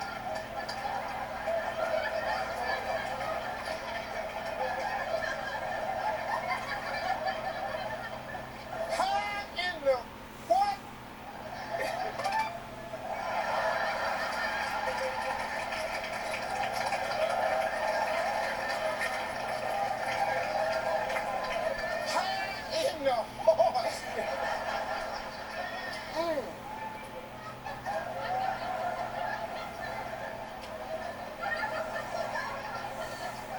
Folks, when your brain cells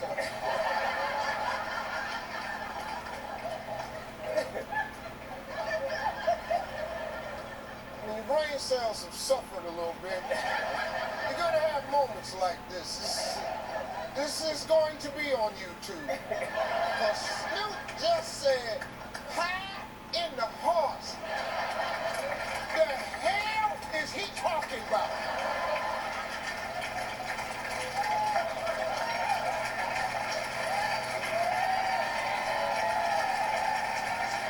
We need 1 point. I need one other person in this world who for some reason, has found a pie stuck up inside a horse, cut it and served it to the people. Survey says,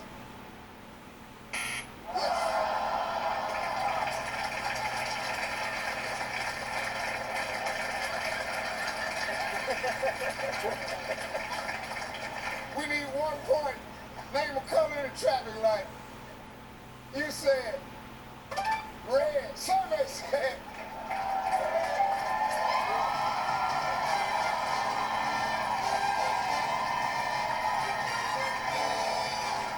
on a scale of 1 to 10, how much fun is New Year's Eve?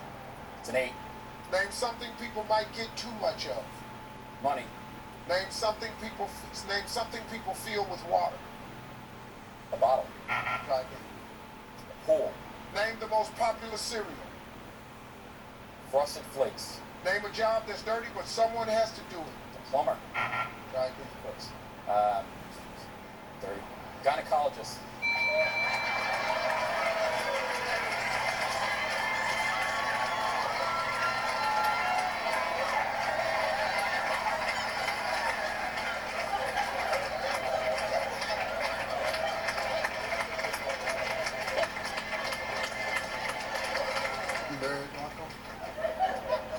Not yet. Couple months.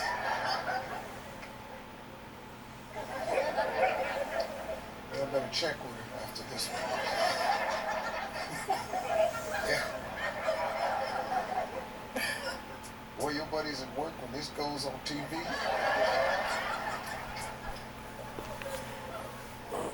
It's about the best episode I've ever heard. Stunned the world with that one right there. I don't know if we're going to have enough tape to show the whole thing, but pretty sure they do on YouTube. Rocco, let's go, buddy. On a scale of 1 to 10, how much fun is New Year's Eve? You said it's an 8. Survey said number 1 answer was 5. 5. A lot of people don't have a good time. Name something people might get too much of. You said money. Wow. Survey said. Yep. Food was the number 1 answer. Food.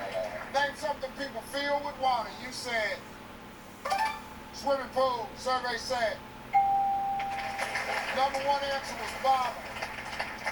I said name the most popular cereal. You said Frosted Flakes. Boy, when I was a kid, me and Tony the Tiger had a thing going on. Survey said Cheerios was the number 1 answer. Got 128. We are 72 away. Name a job.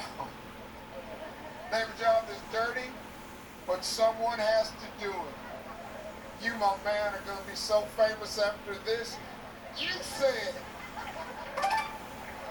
that. I can't even repeat it. Survey said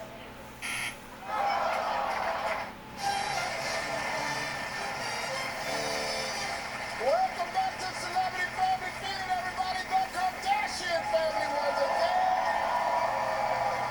And now it's time to play. Alright. For the first time in the history of Family Feud, we have an announcement. Chloe?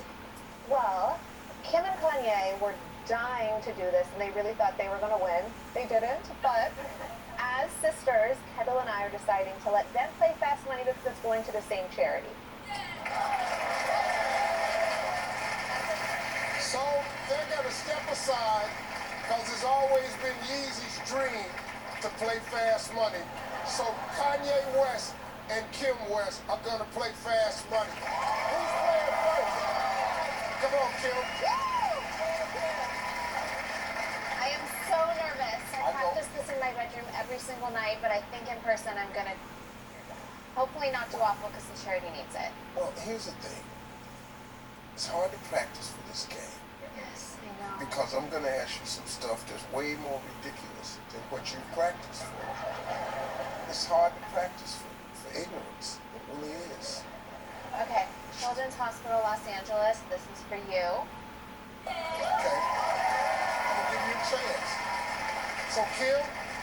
This is it. This is from my man Yeezy. He's on stage. I'm going to ask you 5 questions in 20 seconds. If you can't think of something, you just say pass. You and Kanye together come over 200 points. Look right there and tell them what you're playing for. $25,000 for the Children's Hospital, Los Angeles. Yeah. All right, you ready? 20 seconds on the clock, please. Okay. On a scale of 1 to 10, how sexy are you compared to the people you work with? 10. Name a part. Yeah, okay, stop.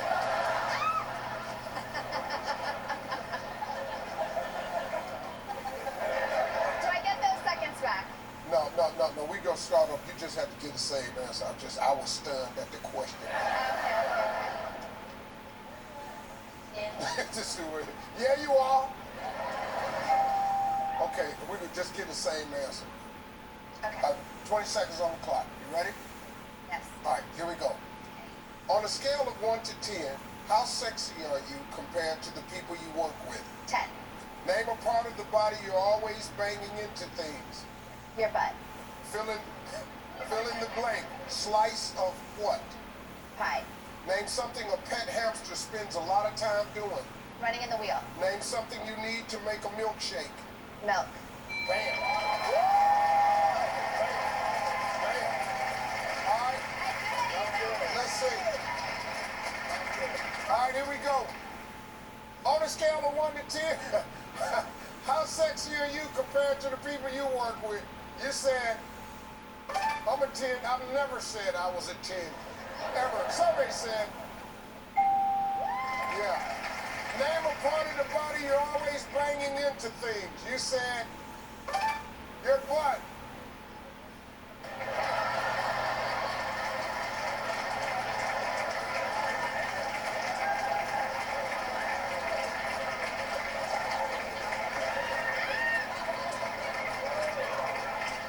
Am I grinning that hard? No, I've really knocked things over with my butt before, so this is really true for me. Survey said? What? It's all Here we right. go. Fill in the blank. Slice of what? You said pie. Survey said. That's a good one. Name something a pet hamster spends a lot of time doing. You said running on a wheel. Survey said. Yeah. Name something you need to make a milkshake. You said milk. Survey said. Wow.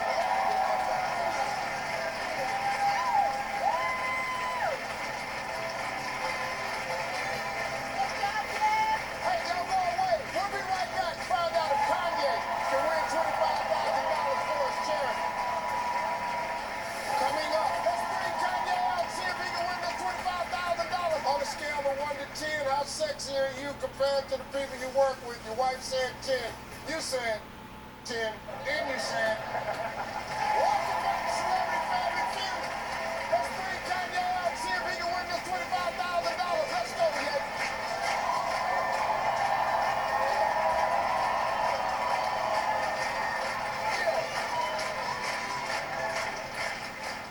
All right, we in business. Wifey did pretty good. Couple of stunning answers, but she did good. Your girl got 147 points. Kanye, we need 53. We need 53 for the money. This is gonna be good. All right, this is how we're gonna do it. I'm gonna ask you the same 5 questions. You cannot duplicate the answers. If you do, you're gonna hear this sound. I'm gonna say try again. You give me another answer. Gonna be a little bit tougher this time, so we'll give you 25 seconds. You ready? Yeah. All right, let's remind everybody of Kim's answers.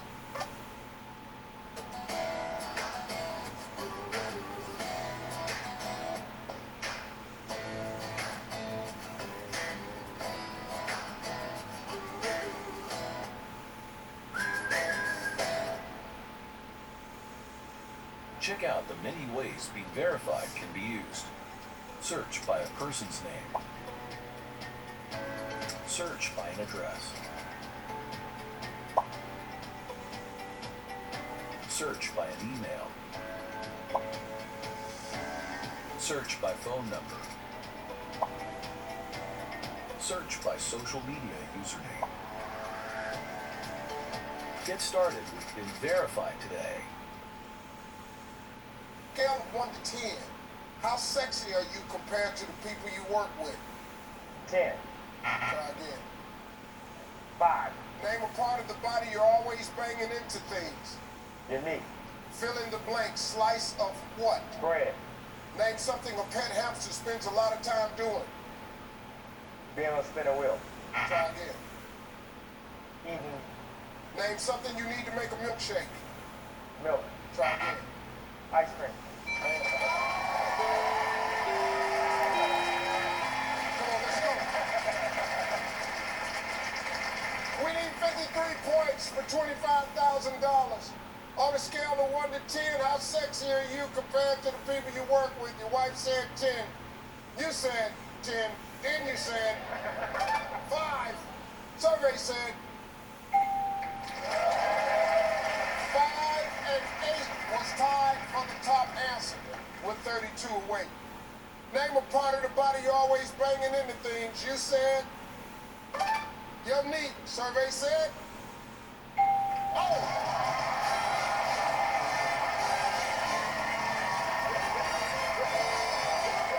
Gina, I think we can do it. It's going to be a little bit tougher this time, so we're going to do 25 seconds. You ready? Yes. All right. Let's remind everyone of Tanya's answers. 25 seconds on the clock. Gina, come on. Shock the world. You know what Muhammad Ali said that? Shock the world. Let's do that. Let's shock them. All right, here we go. How many years does the average wife outlive the average husband? 10 years. Name a fruit smaller than a peach. A plum. Name an occupation where feet are more important than hands. Podiatrist. Try again. Pass. Give me a word that rhymes with dizzy. Busy. Name a way people get around in New York City. Cat.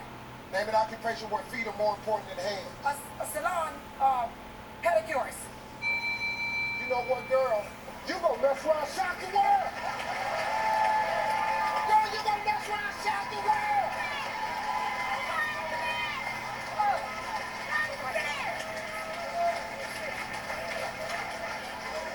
You can't tell me there ain't a God. Get out of my face. Plant change, babe.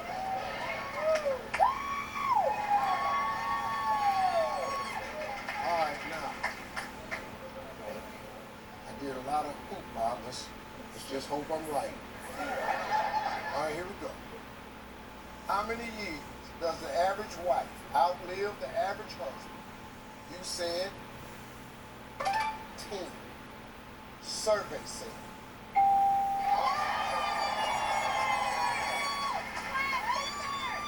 10 was the number one answer.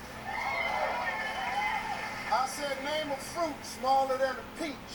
You said a plum. Survey said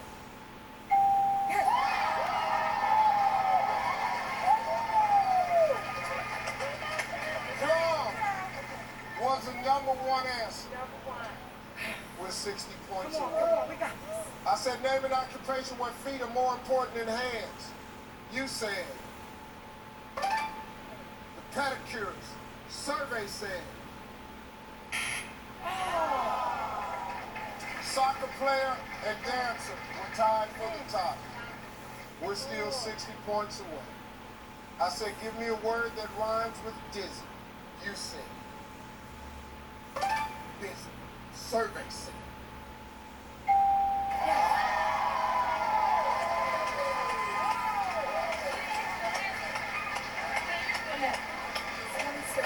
busy was the number one answer.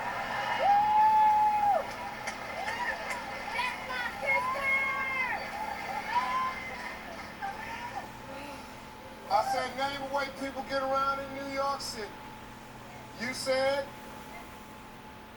taxi cab. Survey said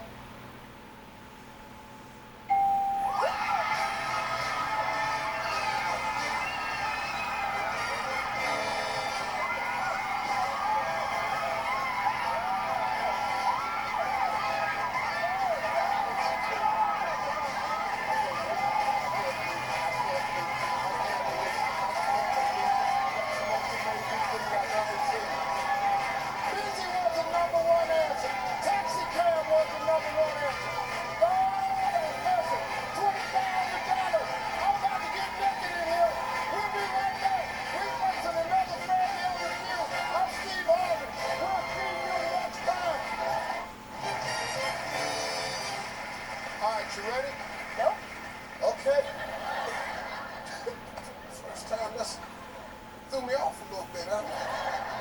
All right. Well, we're gonna put 20 seconds on the clock. All right, here we go. Name something you wish improved your memory every time you drank it. Water. Tell me what age a woman might say is the perfect age to get married. 25. Name the same old gift husbands buy their wives year after year. Flowers. Name something children write with.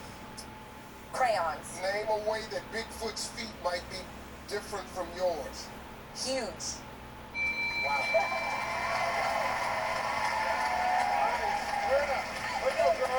All right, let's go.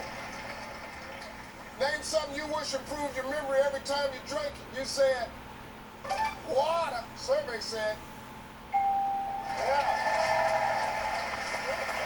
Tell me the age a woman might say is a perfect age to get married. You said 25. Survey said. Name the same old gift husbands buy their wives year after year. You said flowers. Survey said. Name something children write with. You said crayons. Survey said.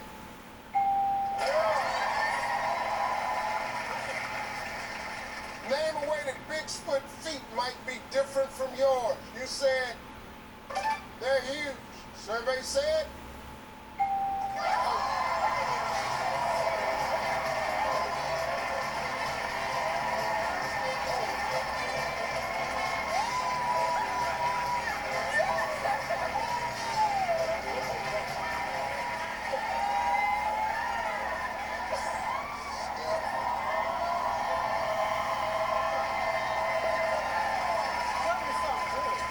Okay, I'll tell you what. I got some good news and I got some bad news. Which one you want first? I gotta go with the good news first. Go with the good news. Your wife put up a really, really big number. Okay. Now here's the bad news. If you don't get this, you have to leave.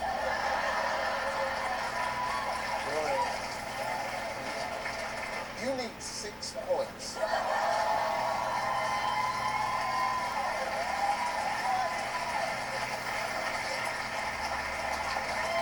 For you, Steph, that's 2 shots. Step over half and let it go. Ready? I guess so. Let's do it. All right, let's remind everybody of Aisha's answers. 25 seconds on the clock, please. Here we go. Name something you wish improved your memory every time you drank it. Water. Try again. Milk. Tell me what age a woman might say is the perfect age to get married. 25. Try again. 30. Name the same old gift husbands buy their wives year after year. Pass. Name something children write with. Pencil. Name a way that Bigfoot's feet might be different from your feet. They're bigger. Try again. Hairier. That's good enough. Let's go. All right, let's go. We need 6 points. She nailed it. Name something you wish improved your memory every time you drank it. You said milk. Come on. Survey said.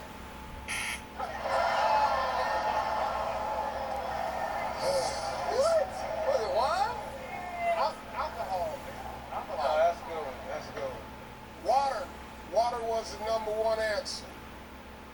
Tell me what age a woman might say is the perfect age to get married. You said 30. Survey said.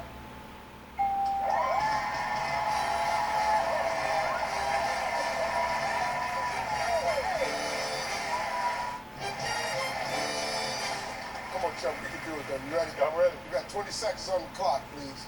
Here we go. We asked 100 married women, if it were up to you, how many nights a week would you make love? 3. Name something specific on a football player that might be too tight. Jersey. Name something you need before you start cooking barbecue. Charcoal. Fill in the blank. Fortune blank. 500. Name a drink that's served both hot and cold. Tea. Good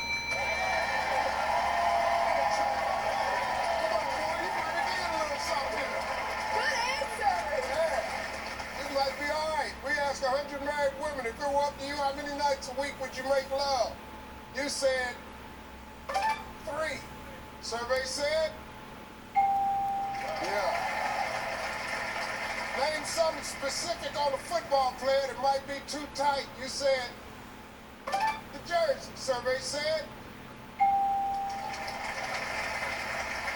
Name something you need before you start cooking barbecue. You said charcoal. Survey said? Fill in the blank. Fortune blank. You said Fortune 500. Survey said? Yeah. Name a drink that serves both hot and cold. You said tea. Survey said? Oh yeah. Good deal, boy. Here comes Shaq. How Chuck did, you good? Chuck did all right, man. Chuck got 134 points. Yeah.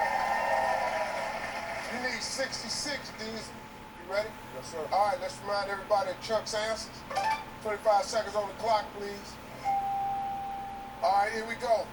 We asked 100 married women, if it were up to you, how many nights a week would you make love? 4. Name something specific on a football player that might be too tight. Heads. Name something you need before you start cooking barbecue. Barbecue sauce. Fill in the blank. Fortune blank. 500. Try again. Fortune cookie. Name a drink that serves both hot and cold. Tea. Try again. Coffee.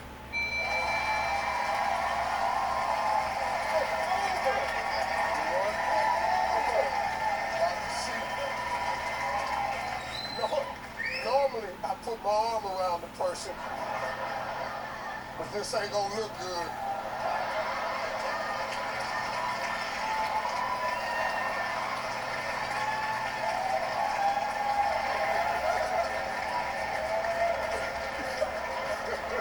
It was a very uncomfortable moment.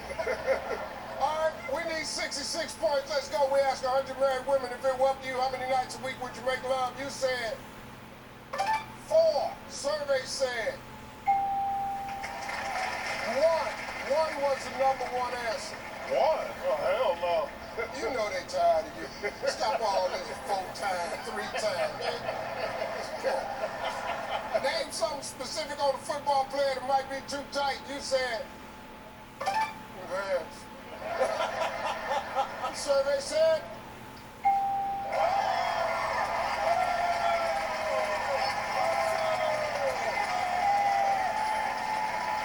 Diesel. We 9 points away. Number 1 answer was pants. Name something you need before you start cooking barbecue. You said need barbecue sauce.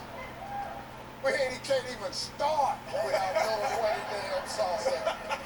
Damn the grill, charcoal, Where the hell is the sauce? Survey said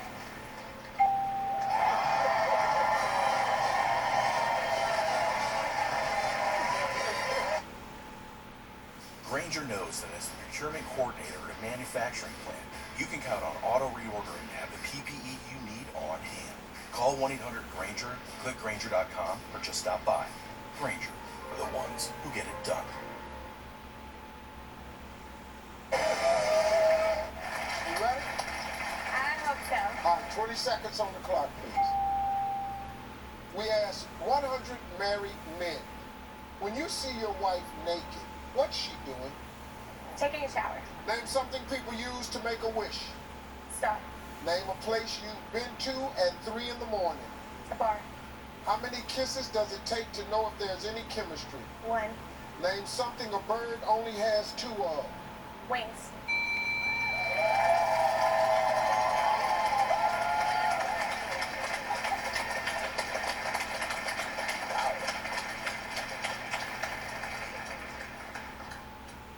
We asked 100 married men, when you see your wife naked, what's she doing? You said, taking a shower, the survey said. Name something people use to make a wish. You said, Stop. Survey said. Name a place you've been to at 3 in the morning. You said a bar. Survey said. How many kisses does it take to know if there's any chemistry? You said 1. Survey said.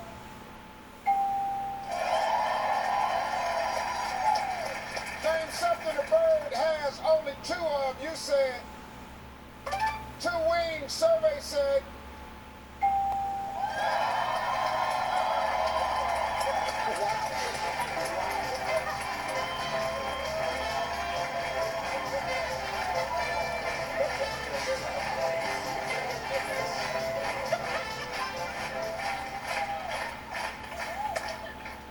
What do I have to do? Huh? What do I have to do? Well, you're going to have to try not to be on YouTube. Okay. What would be a big number you think she could get of depression? 200?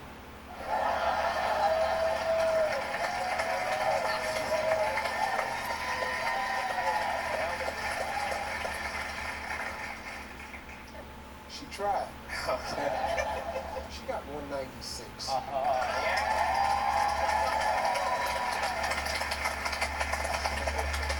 That's amazing.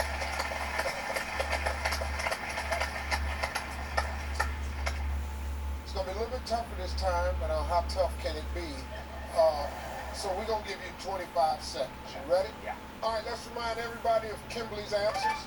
25 seconds on the clock, please.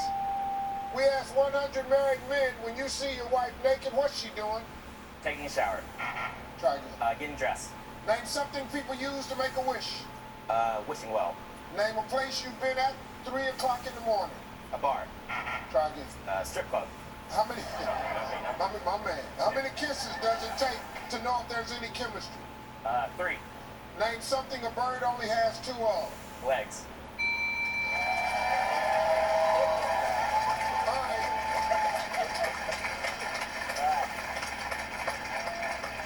We asked 100 married men, when you see your wife naked, what's she doing?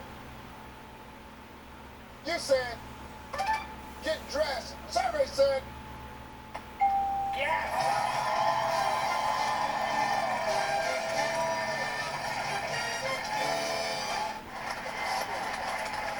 ready? I'm ready. 20 seconds on the clock, please. Here we go. During an average work day, how many times do you go to the bathroom? 4. Name something you might throw out when you get married. Big book. Name a kid's cereal with lots of sugar in it. Lucky Charms. Name a color you hope your neighbors never paint their house. Bright pink. Tell me a part of the body that begins with the letter T. Titties.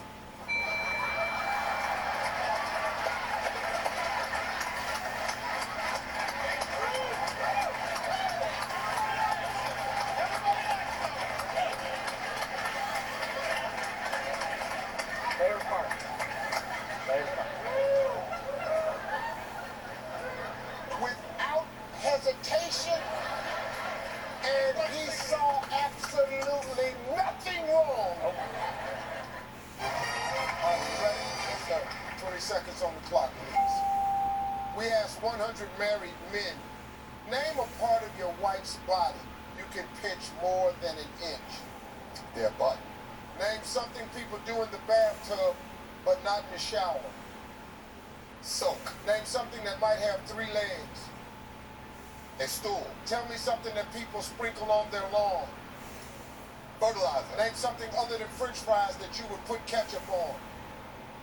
A hamburger. Come on, boy.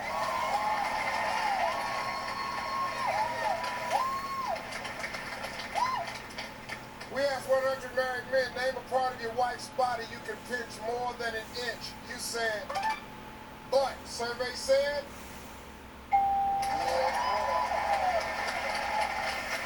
name something people do in the bathtub but not in the shower. You said, soap. Survey said, name something that might have 3 legs. You said, survey said,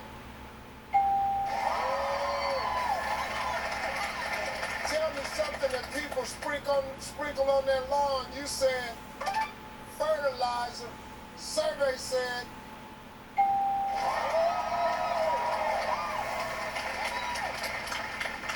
name something other than French fries that you would put ketchup on. You said a hamburger. Survey said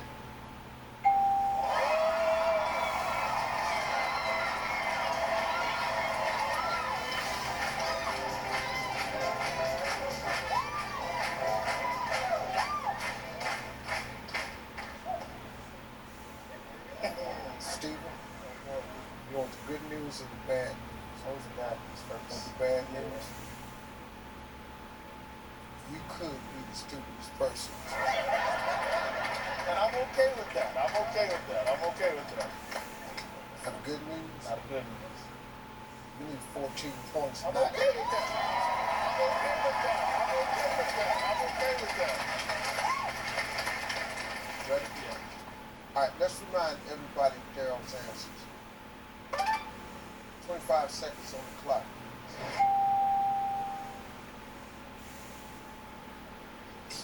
He got 186.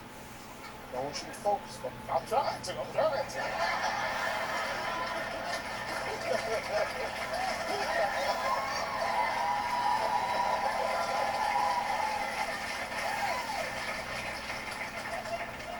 All right, let's go, buddy. Here we go. We asked 100 married men, name a part of your wife's body you can pinch more than an inch. Her butt. Try again. Her legs. Name something people do in the bathtub but not in the shower. Blow bubbles. Name something that might have 3 legs. A chair. Try again. Tell me something that people sprinkle on their lawn. Fertilizer. Try again. Water. Name something other than French fries that you would put ketchup on. A burger. Try again.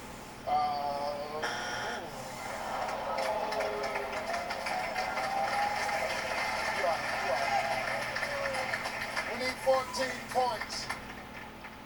We asked 100 married men, name a part of your wife's body you could pinch more than an inch. You said their legs. A survey said stomach and waist was the #1 answer. Name something people do in the bathtub but not in the shower. You said blow bubbles. Survey said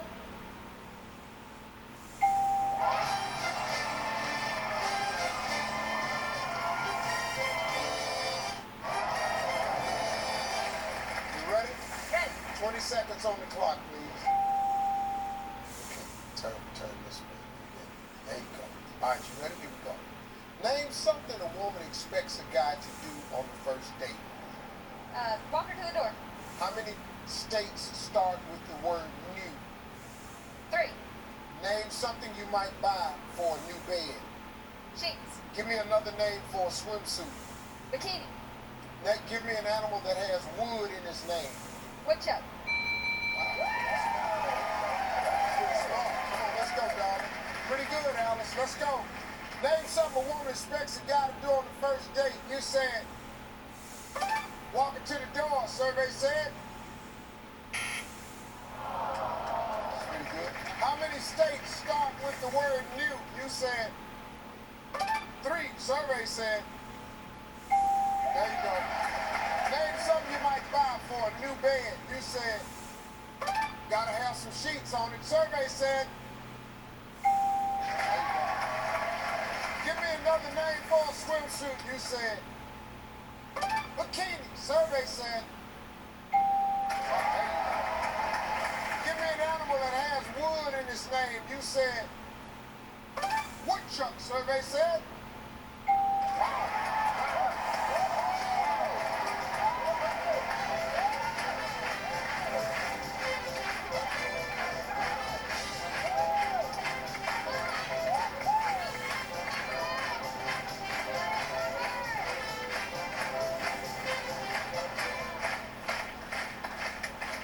Sorry.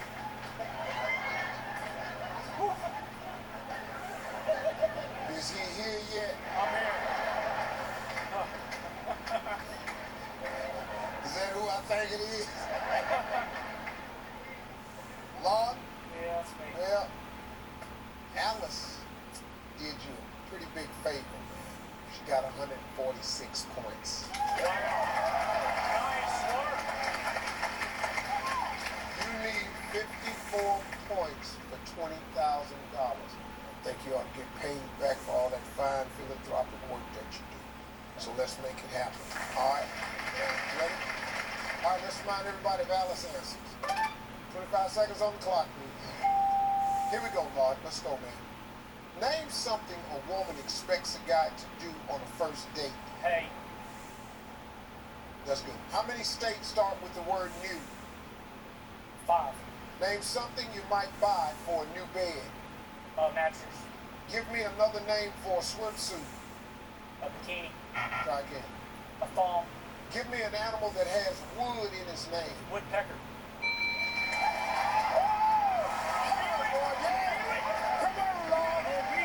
Let's take a shot at it, baby. Name something a woman expects a guy to do on the first date. You said, hey. Survey said,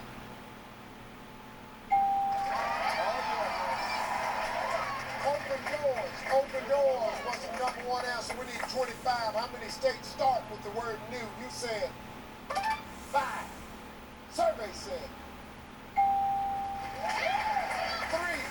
3 was the number one answer. We need 14 points. Name something you might buy for a new bed. You said mattress. A survey said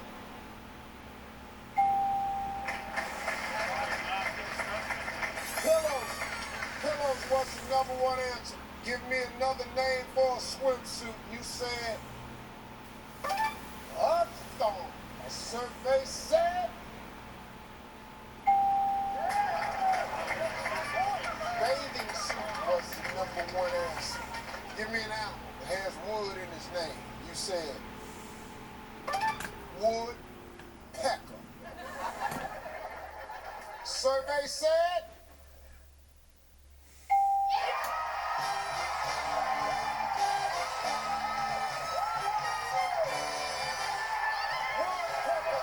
what's the number one answer?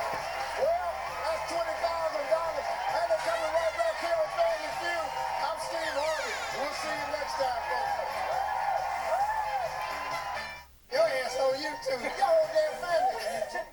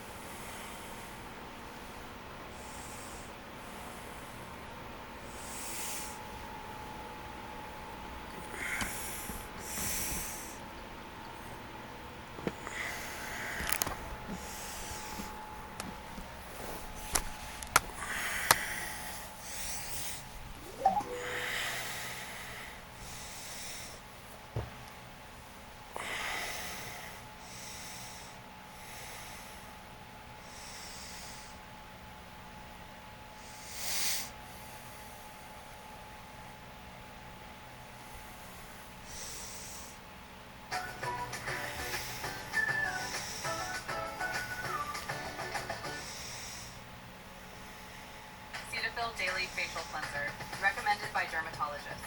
Deeply cleans without drying skin.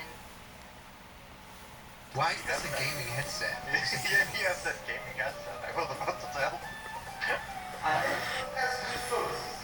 Mashallah! Mashallah, Flight 727 Max. Now, merhaba, my friends. This right here is a Turkish flight simulator, and it's called Flight 737 Maximum. It's got mixed reviews. It's been out for a while. I think I remember making a video about it, but recently there has been the first update ever since this flight sim came out 4 years ago. And so, my Turkish friends on my Swiss 001 members Discord told me you have to play it again. Could you say that in Turkish, please, Emre? Swiss, bu oyunu oynamalısın. That's not a real language. The table just started floating. Anyway, dude, check out this crazy trailer of this game right here. Dude, that engine is on fire. Why does it have an afterburner on the trailer? Alright, there's a helicopter. That's got nothing to do with the 737. Okay, this looks like actually a really poor, very bad flight simulator. Oh, top tier gamer, ladies and gentlemen. This is gonna be me in 2 minutes, and after spending €9.75 on this flight sim. Do you think it's gonna be good? No. How do you pronounce this developer? Idris Çelik, game design. Okay. Alright, ladies and Oh, there's new stuff here. Now, what do you think about the spelling of Jet Victor? I like that very much. What the hell is GRD.services? That sounds like a website. Oh, great. I feel like, why does this looks like a 777 cockpit, but the engines are 3. You see that? What is happening to the door on the bottom right? Oh, yeah. Oh, God. What even is that? That could be a train. That could be a... I mean, this is like an insanely... Why is this engine so weird? This makes no sense. And why would they be literally just sitting on top of the engine while working on it? That's not realistic at all. Yeah, so this looks great. Why would they ruin something like this with stupid cartoonish AI drawings? Anyway, I don't even know, this is like such a bad UI, I don't even know what to do. Okay, we start off with the settings, ladies and gentlemen. So we can pick between English and Turkish. Wow. So... This is really Turkish. Yeah, what does mean? It means resolution. Oh, great. Okay, so we have some very important settings that are a bit cryptic. I don't know what at maximum 2,000 meters I want to fly. I want to make a short distance flight. What does that even mean? So we can pick between 3 joysticks, the standard gamepad and the Logitech and the Thrustmaster. I have the Windwing joystick and I hope it works. But I think they didn't used to even have joystick supports at all, and this is kind of new, so that's kind of cool. The startup position definitely should be cold and dark when I turn on this airplane on our own. I just wonder what generate random problem in job offers me, as well as Copilot can speak. Yeah, of course he should be. Maybe okay. Maybe if you click on Turkish, I might have an idea. What is that? What is this? No, it does not give me any new information. That's just the same, but in Turkey. I mean, that makes sense. All right, so let me just go ahead and save this. And should we start a job offer? We can take off from Tucson. What even are those airports? Are those real? I'll just go ahead and accept this and see what this flight simulator is really like. Yeah, it's already rainy. Okay, so this is the Thrustmaster. Oh,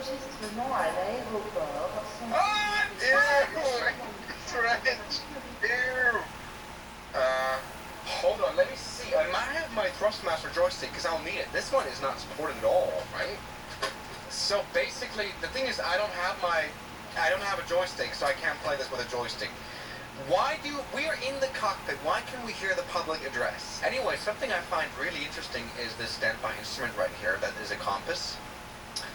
At least we know we're facing north. I mean, it's a compass. How do I view around? Ah, there we go. Oh, we've got a co-pilot who's geeked. What the fuck is he doing, dude? That he's doing, like, party tricks. But he's going through a checklist, apparently, although he's not really doing anything. Why is this a gaming headset? Yeah, he has that gaming headset. I was about to tell. Attention, please. Oh! Mashallah! Woohoo! Mashallah, Flight 727 Maximum. Alright, ladies and gentlemen, it's Ramadan after all. Let's not fuck this up. I I want to... Where can I turn this plane on? Button. Oh, there you go. Button mode. Okay. Alright, so let's go and turn this on. Maybe this might be realistic. You're out of button mode. When you move, it goes back to camera. Oh. What? So basically, I have to point the camera where I want to go, and then press button mode, and then it zooms me and I can press stuff. That is the stupidest thing that I've ever seen in my entire life. Anyway, so basically, we now turn on the APUs. We have to go to the button mode. Boom. Start. At least, you know what? This is nice. Shut up! I cannot turn on the APU. That's kind of weird. Won't press. So, this guy's just geeking me. What's his purpose? Okay, what is this down here? Oh, we can... Why do we have to call the tower through a phone? Main menu. Oh, this is... I think this is new. Oh, shut up. Error. Radio signal is not connected or signal is too weak. What? Yeah, look at the satellite phone. It makes no sense. That's not a scanner at all, and this is broken and stupid. Okay, so what is this right here? APU system is empty. Okay, what is that? How can an APU system be empty? And none of it works. This is just making me mad. Also, what in the fuck is this primary flight display? This cockpit has nothing to do with the 737 MAX. Let's see what happens if I just turn... I cannot do anything. That's weird. Okay. So, we have got this. This is our departure briefing. IRS runway alignment vector. What the hell is even that? Attention, please. Oh my god. You have to submit your test. I'm trying to... Alright, let's turn on this... Yeah, okay, this at least works. I'm glad. What is funny is, like, all these instruments are already working. Everything's jolly and happy and alive, but there's no ground power or APU connected. Nothing works! Oh, shut up! Why is this lit up? Activate error. Connect. What is even this? What? Flight plan? Wait, it's okay. just IRS mode, align left and right ATT. Why? Huh? Oh my god, this is getting louder somehow. Okay, so basically, I see what the problem is. Runway alignment vectors is disabled. What does that even mean? So I need to put this one to ATT mode, and they made this like some sort of like a riddle, which makes no sense, I think. No, it's still like a disable, active. Please enter runway alignment vectors. Oh, they're written on paper. Attention, please. Oh my.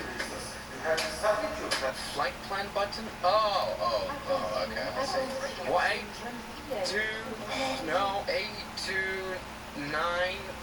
829.535? What is this? Is this like a real thing? Successful! Runway...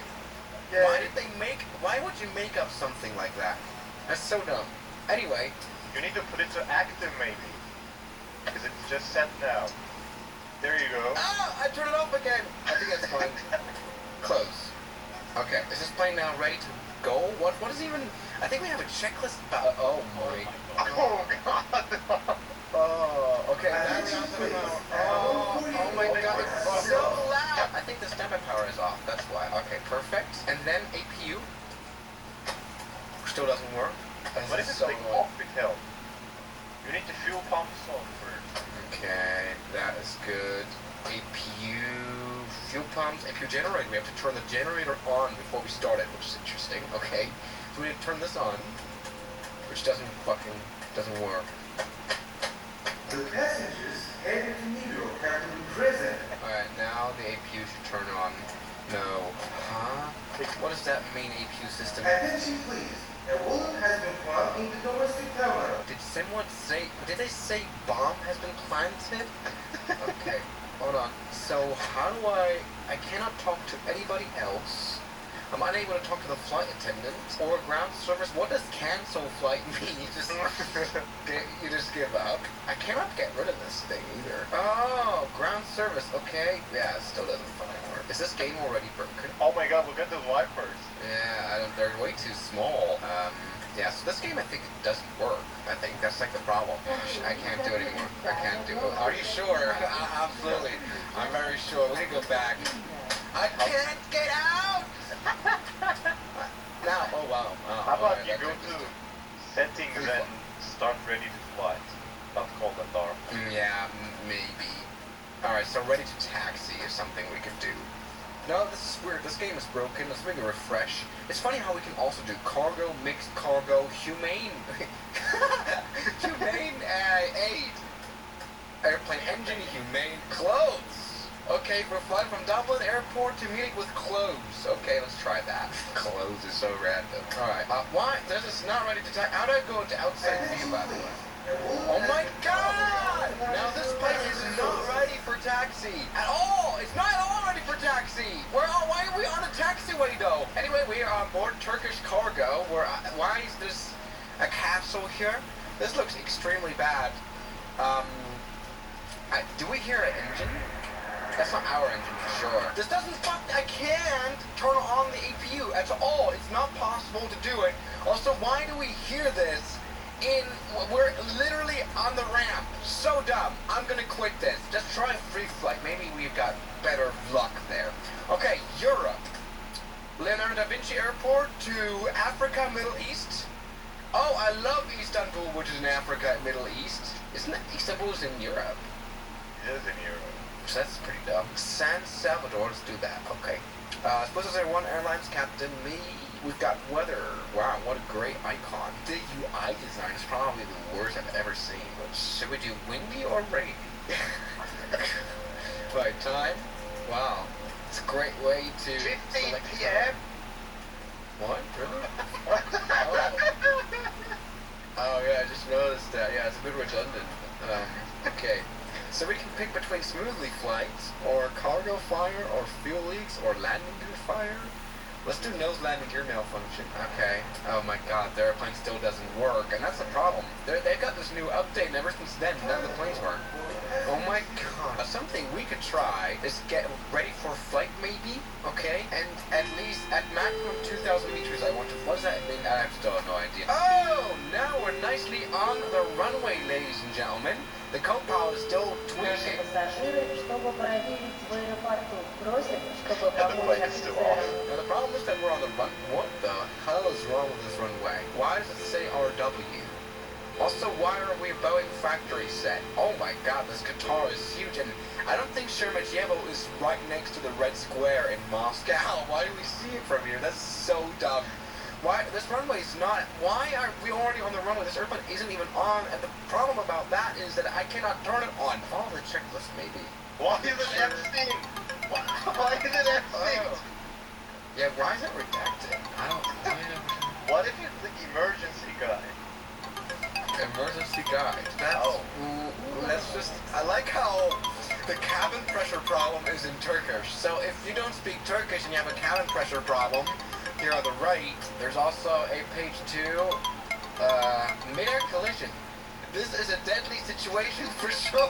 The checklist is say your last prayer when you see the plane coming to you. But just a short prayer. You won't have much time. Is that the emergency guy? Altitude not working. Rick's truck is having trouble starting. He went to AutoZone, where a friendly AutoZoner tests and charges his battery, all for free.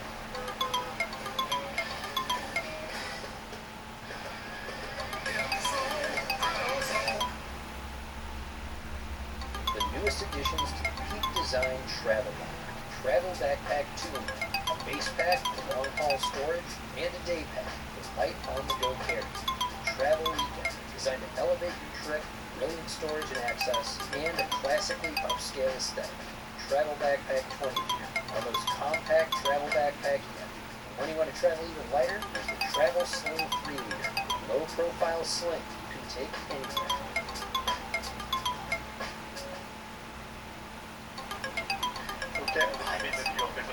I did. So, battery on, standby power on. Oh, that's what the Okay, that's kind of weird. So it's kind of like abstaining it out when you do the checklist. Okay, interesting. It's basically visual cockpit control. Whatever the fuck does that even mean, visual cockpit control? Parking brake is locked. Engine start levers are cut off as well. Let me just check that. I just have to go back from the view of the plane. This is good. This is good as well. So, yes. Battery stat. What does even battery status stat mean? This one?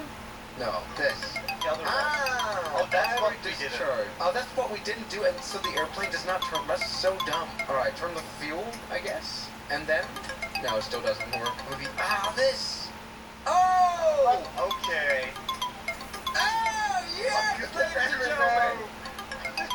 Okay, if you was... Oh my god. Okay. This is the worst UI ever in the world. Who thought? Oh, great idea. Also the fact, I mean, we've been flying the 737 for a really long time now, that I'm unable to turn it on is just crazy without the stupid checklist. I think the AP1, I can't tell. This said, this is the engine temperature, the exhaust temperature, and there is none.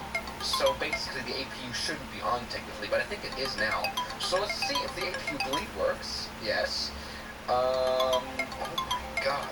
This controls the lighting.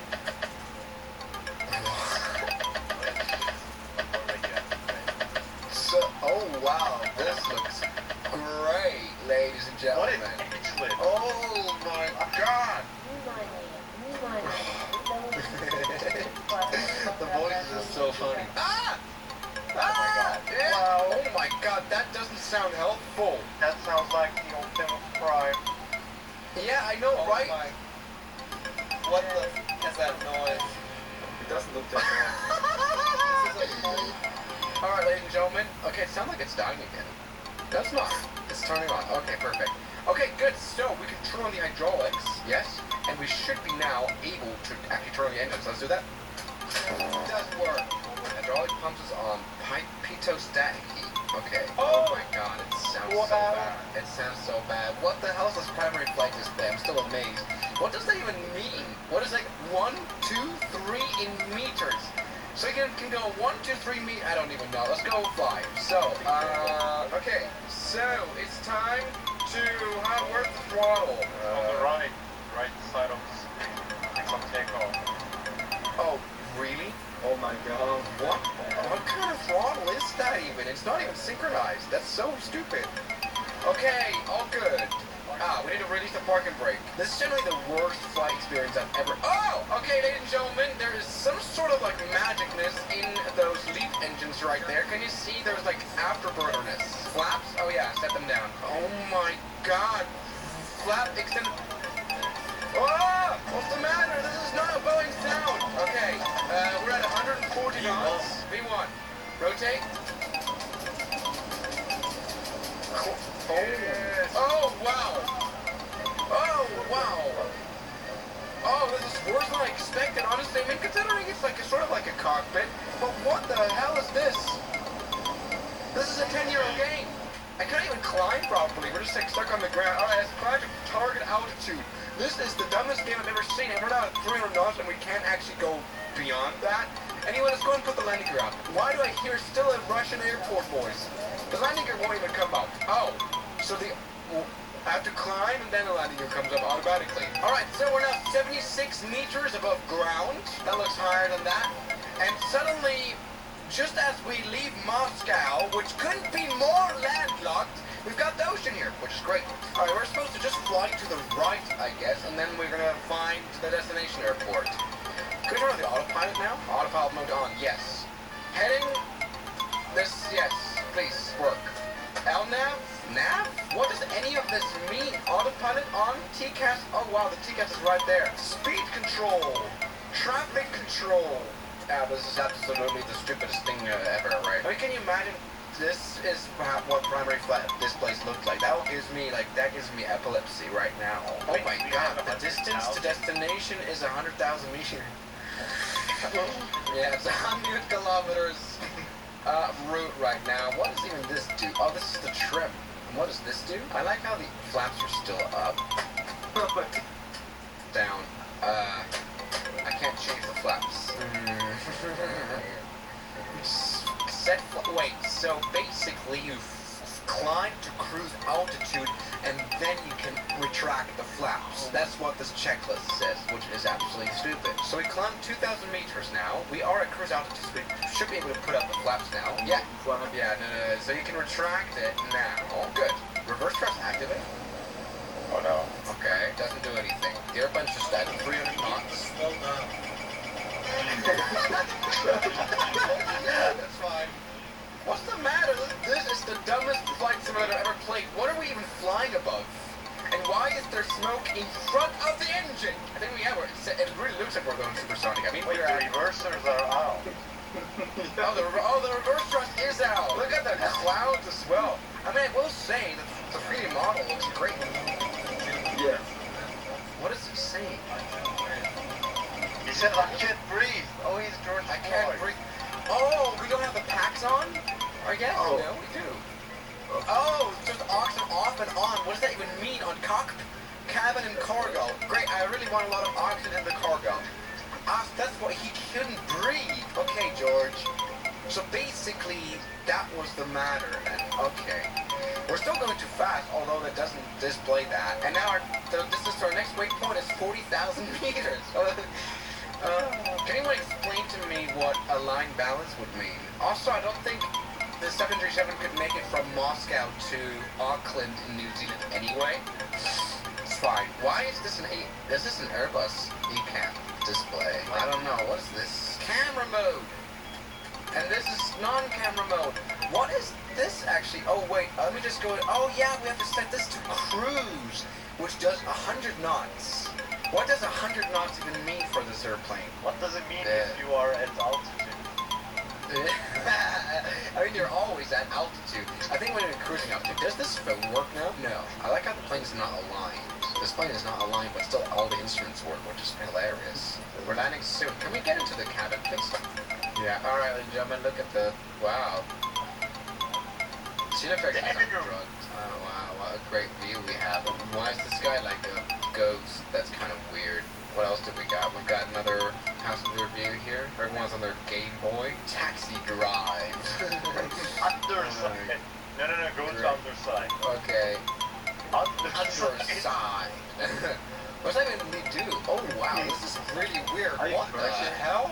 Wait, where do I fly now? Okay, maybe I can just fly the plane. So I want to fly to 0. Whatever that means. So we have to reduce our altitude, which I'm unable to do. This airplane does not react to my inputs at all anymore. I cannot change the values on. Oh wait, I can. No, I can't. I can. Now the landing gear comes down. Why the landing gear come down? Landing gear comes down suddenly. Are we landing? Why are we just drifting? Huh? I don't know. Reduce your altitude to 300 meters. I guess we can turn off the autopilot. No, I can't. Okay. I have no control of this plane despite the autopilot being off. It's landing. No. This is just the speed. This is the... I don't know, I can set up the altitude, which only goes down to 1500. Speed control. What is happening? No, this doesn't... Oh, it does work. Departure. Okay, this is the worst FMC I've ever seen. Leg vectors. What does that even mean? What is that? Rot? What does rot?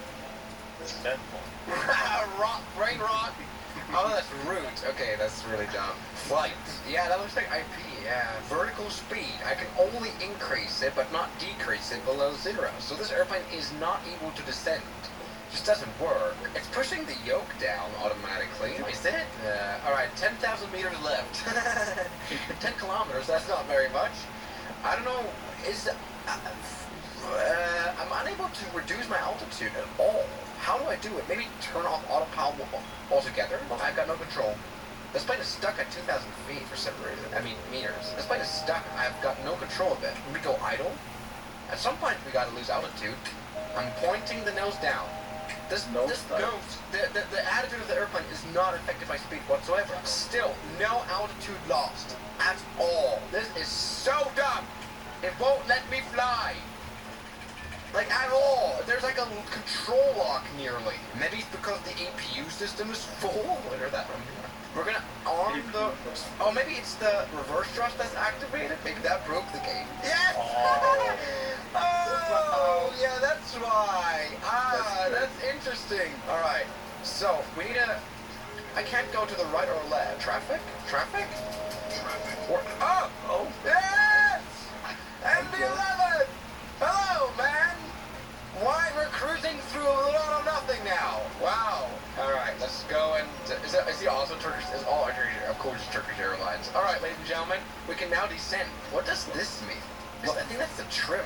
Oh, we fly the plane by trim? Oh, great. Yeah, exactly. Perfect. I wonder what this thing does. Does it do anything? I like how the land the land of Auckland just shows up. Like, it just shows. That's interesting. So, we're kind of on like a crazy fast descent. Our airport is coming up in 3 kilometers, and at that point we have to land. And we don't really descend extremely quickly, to be honest. Maybe I'm going to put the throttle to idle, and that way we can lose a lot of speed. Come on. I like how the speed brake is armed. That is more than just armed. But anyway, alright, we're losing altitude quickly. We're stalling. Wow. Yeah, we're not stalling. 54 knots. The airport is down there! Oh, wow! That is definitely not what Auckland looks like whatsoever! Alright, yeah, so we're at speed... We're speed 0, by the way. So, we're gonna be landing like this. We're gonna hover down to Auckland. I cannot control the roll. Oh, no, I can't. No, I can't. No, we just don't stall. Oh, we're floating. Yeah, we're floating now. That's relaxing. Alright, so we need to go down. I'm unable to go down. I can't go down anymore. We're stuck at 860 meters. No. I'm unable to reduce my altitude, and everything is shaky and weird. Stall. What are you doing? No. Now the stall horn is active. I guess that makes sense. Alright, we're going takeoff thrust now, and let's see if that helps. We're definitely moving. It's just that we've got no... Oh, wait, yeah, we can fly the plane. I can just not... Yeah. We don't change altitude, do we? Now we do. Interesting. Very realistic. Great. So we've overshot the landing. Can I maybe come in for another landing again?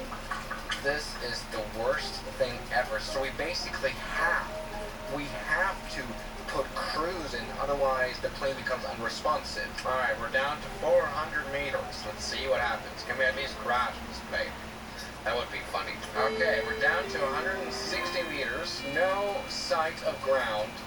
No availability of being able to control the airplane horizontally. There's no, we're just in the void. Nothing is happening. I'm at 100 meters. Okay, let's see what happens. Can we go below ground? Is that possible? Okay, this is very well bug tested. We're now at minus 400 meters and something is just shaky.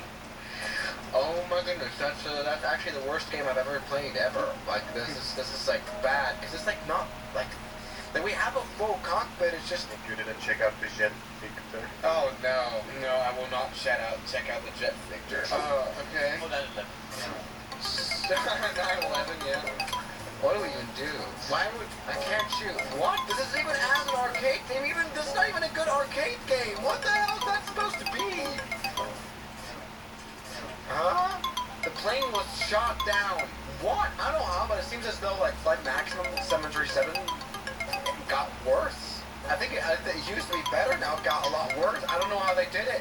This just absolutely sucks. So thank you guys so much for watching this video. What do you think? This is 1 to 10? I give it a 2. So thank you guys so much for watching this, and I'll see you guys tomorrow as always. Good night. And special thanks goes out to my members, my supporters, Gunskiller, R27, James DeRom, That Dude, Anime Gods of Gaming, Derek, Insiderplane, Nishijutsu Finder, Professional Jamal, Rylan Williams, and New the York. You've got beautiful names.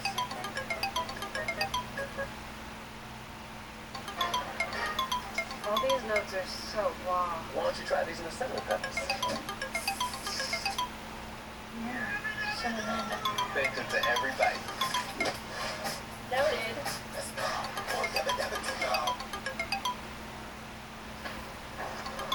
Sometimes at the start, recording and walking puts the outside world inside your head. My personal favorites: Lonely Tree, Basic Fit, Dome I started by collecting like sound waves coming into the space colliding into each other, like the storm. This is the clown ray. I had a little clown face that I'd already done.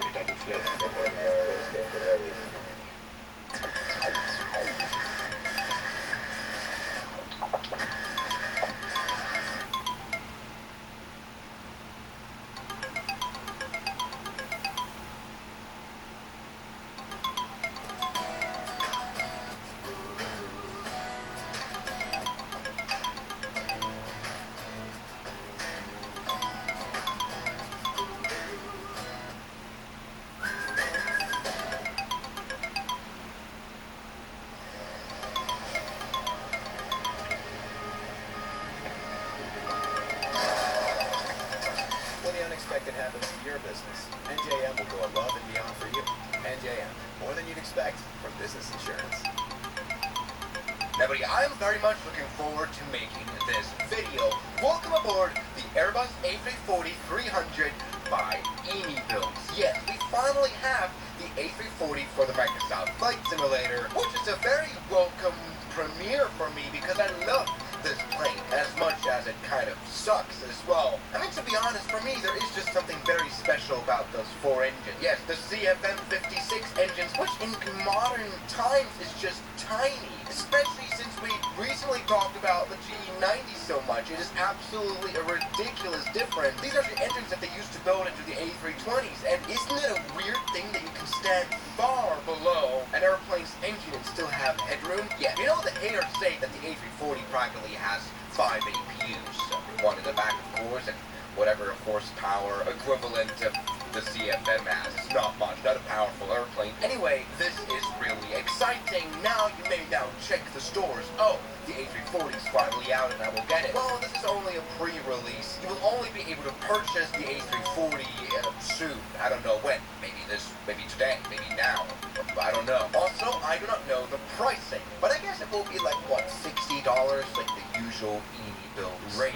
And let me tell you, I've already tested out this plane a bit, and it's pretty interesting in what it can do. Because eMeBuilds have always built in, like, unique features that other add-on developers don't really have. Let's go ahead and now release the chocks, and we have a good close-up here of the landing gear. You know, eMeBuilds have always done their texturing quite well, to the point where you can even see what kind of screws the bolt is, you know. Here's the main landing gear. Also looks perfectly fine, to the point where you can even see stickers and stuff. And here is, of course, the gear bay. Maybe you can find some refugees there. So yeah, so far not a bad look at all. But let's finally go inside and maybe fly this airplane, and especially try to find out if there are any bugs. You know, remember the A350 that eMeBuilds released earlier this year? It was a little buggy at the start. They managed to fix it in the update, but I'm hoping this thing doesn't like crash, you know, the Wazza.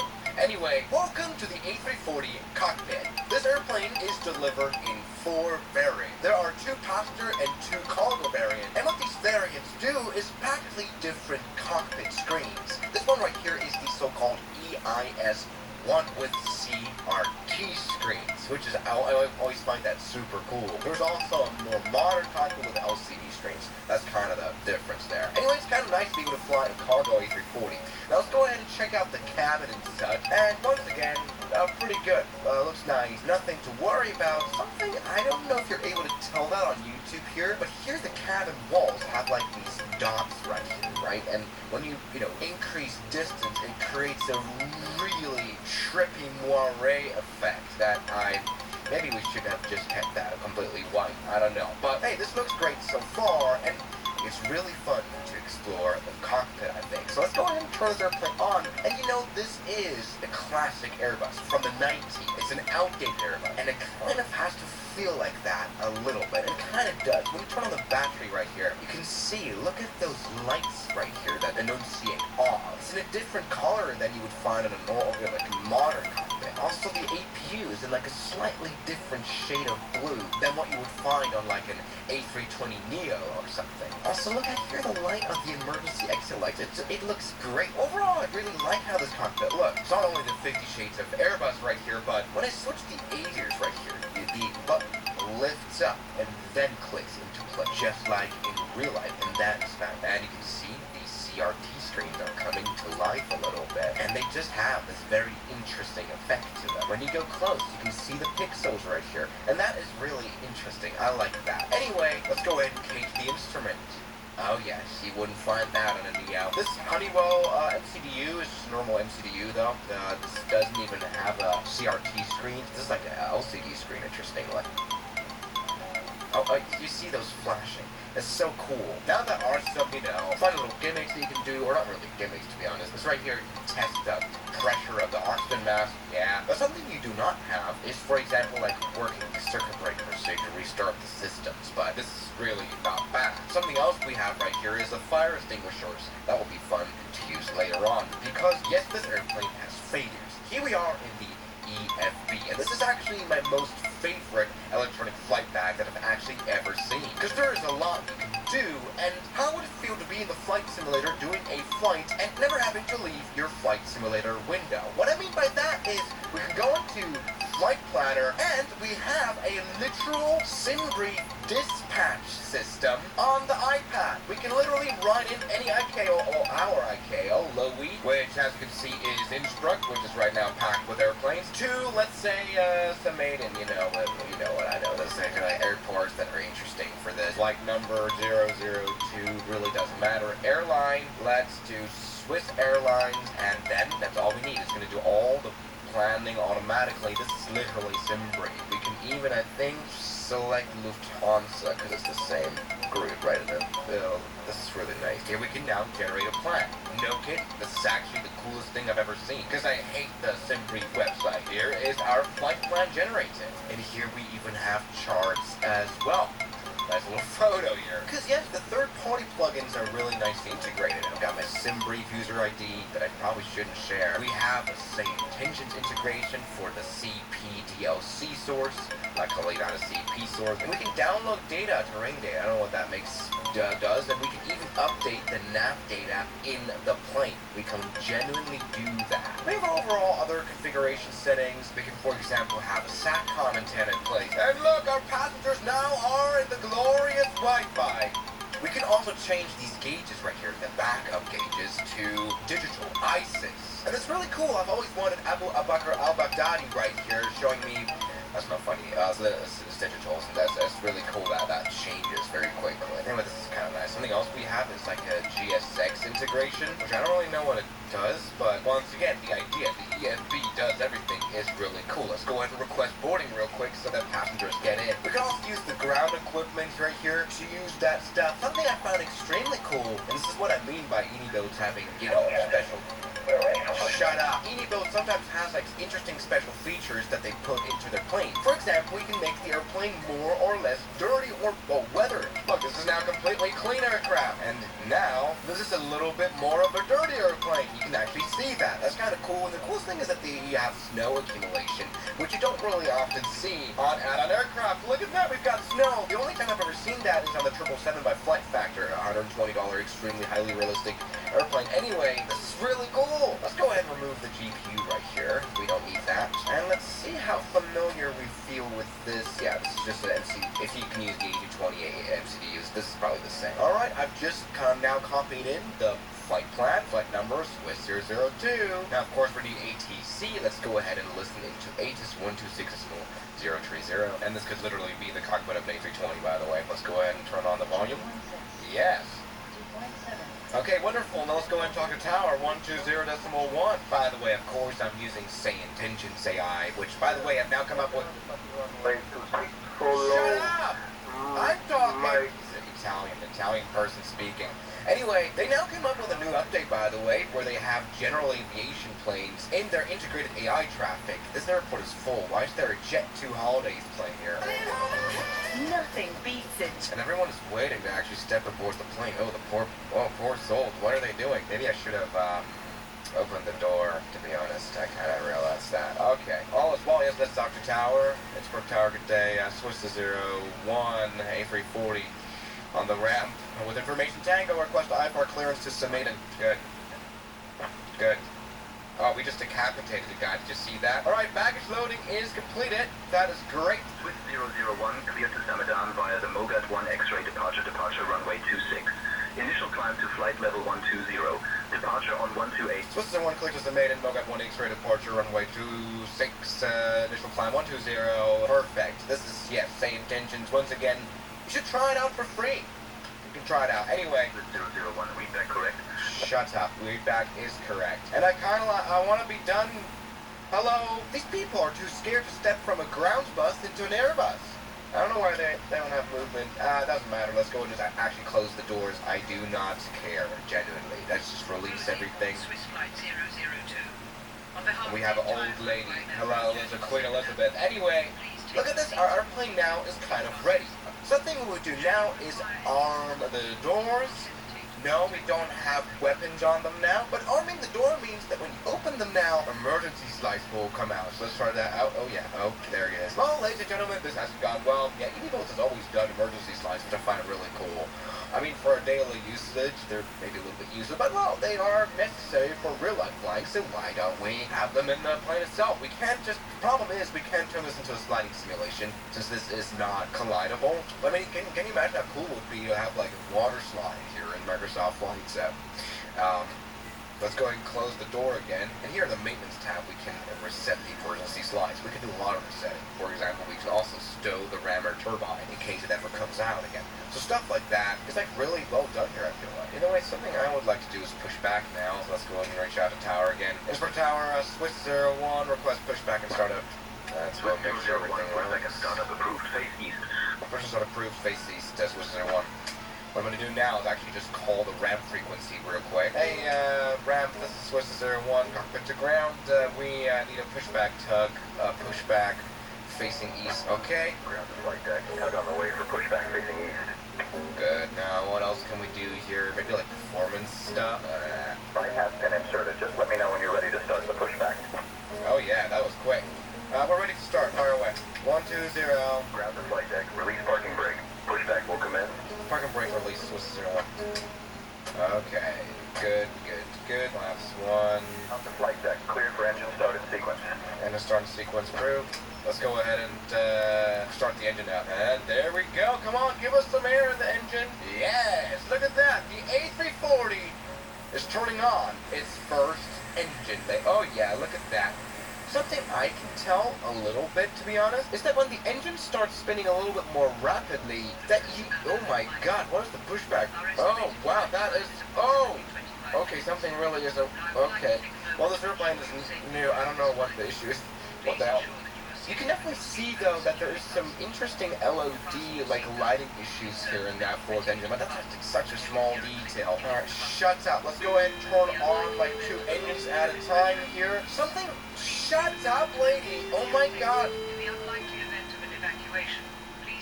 Luckily, I can turn down the Victoria. I can reduce the volume of the stuff that passengers hear, so it's not as bad. Okay. Also, cockpit to ground, we have a good engine start where, But something that definitely tells us the plane is quite low volume. It doesn't speak. It doesn't have, well, the engines to make a lot of noise.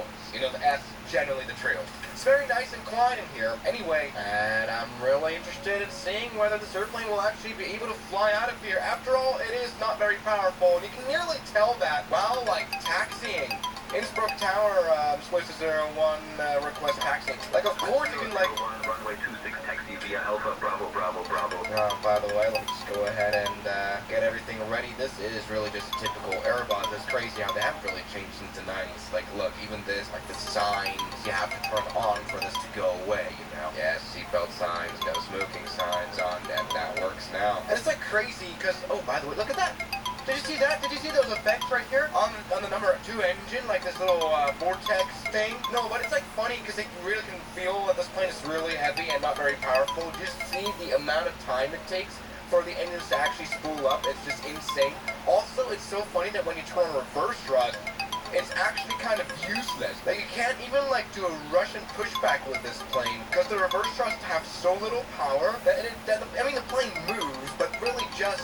It's small elements. Anyway, look at this. We've got a general aviation plane here. Look at that. Like a, what is that? A Piper. That's a new thing with same tension. That's kind of cool. I hope that he doesn't make too much wake turbulence. No.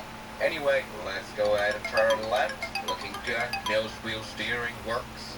That's a start. Oh, wow, look at how the leather reflects sunlights here. That's pretty cool. You know, makes this thing really look like a good old classic. So, let's go ahead and ask tower for takeoff clearance. For tower, Swiss 01, holding point Bravo, runway 26, ready for departure. Now, we're going to do a little bit of a crazy departure. We're going to try to see if we can fly out of the intersection. We're not going to trace back and... You're still on Avon frequency. Oh, I'm on the wrong fucking frequency. Yes, we're not going to do a backtrack here, so it's going to be a little more interesting. With 001 heavy, runway 26, wind 260 at 9, cleared for takeoff. For takeoff, runway 26. So, let's go, ladies and gentlemen. Let's do a bit of a rolling and takeoff right here. And look at this gloriously looking cockpit. Runway 26 identified, full power, takeoff. Now, yeah, that really takes a while to actually become that. Oh my god. Oh, wait. Ooh, Wow, the steering is like interesting. Okay, all's fine now. Full power. Ladies and gentlemen, it's finally time to fly this airplane. Airspeed alive, 100 knots, and 120 is V1 already. Let's see what this airplane rotates like. We have some very good landing gear animation. I'm not a hater of that. And talking about animation, let's go ahead and put that landing gear out since we've got a positive climb. Let's go. Yes, look at that. Nope, no stowage right here. And you can see the nice weathering here, how beautifully used this plane is already. And so let's turn on the autopilot. And something we can definitely see is that the takeoff performance and the climb performance of this plane really isn't as bad as expected. That's probably because we are extremely light to make this plane somehow flyable well. We're at 6% of fuel. By the way, holy moly, I can't use the autopilot. I'm a bit of an idiot. Shut up. You're fine. I got you. Innsbruck departure, good day. Swiss 001, 9,000 feet, climbing to flight level 120. 01 heavy, Innsbruck radar identified. Climb via the 6, flight level 130. Climb via 6, flight level 130, Swiss 01. Okay, something I really cannot manage right now is the autopilot. I'm trying to go direct, and normally this would make our plane turn left and follow our route, and it doesn't seem to work. And when I go to manage mode, it doesn't do anything. So I'm trying to activate nav and it doesn't work. Maybe it's because my flight director isn't on. Oh, maybe, yeah. I fixed the problem.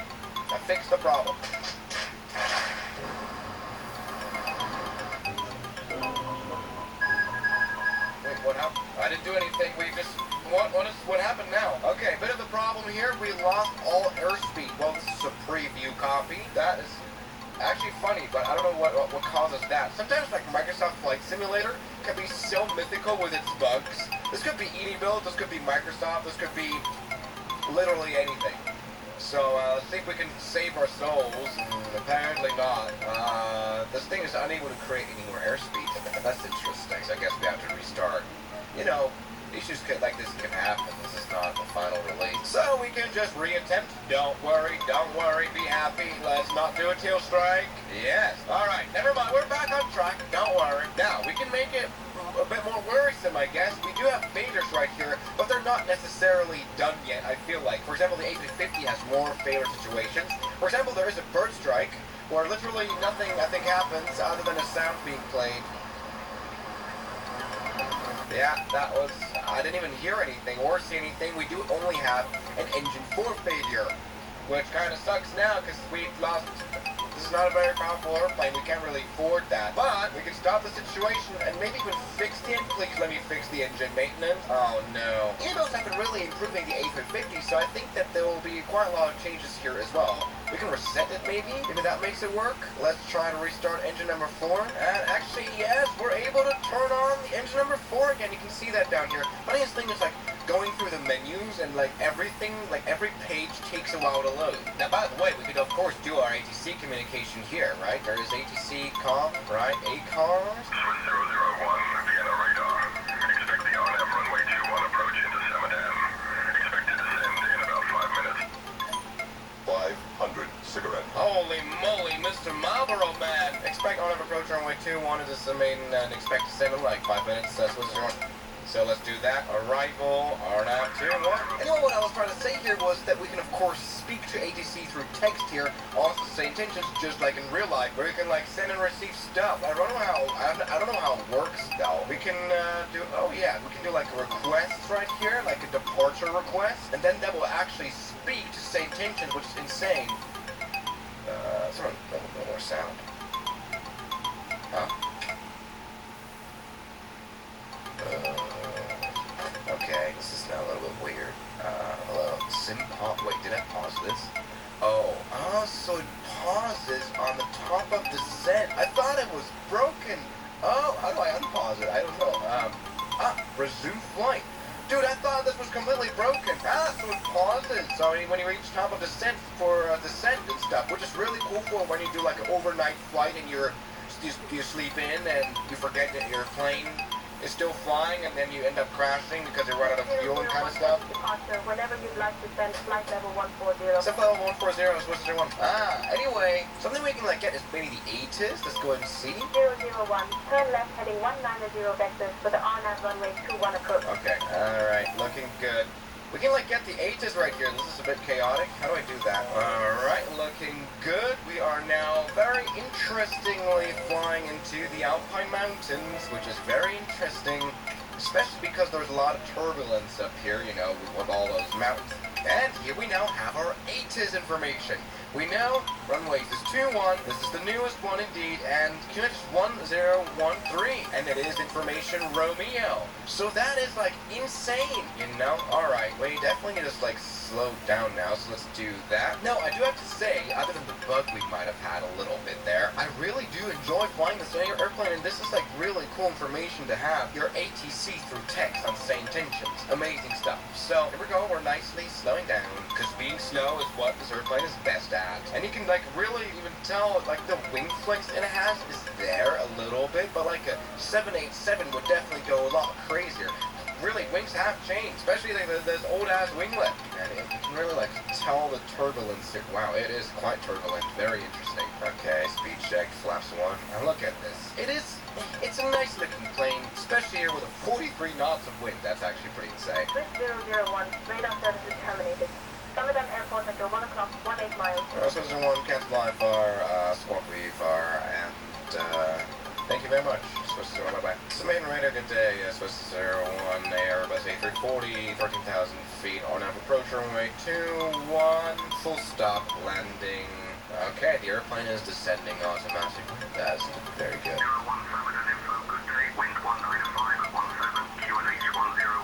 Alright, looking good. We are now heavily descending. We can now put the landing gear down. Perfect. Look at that landing gear coming down on the beautiful new A340.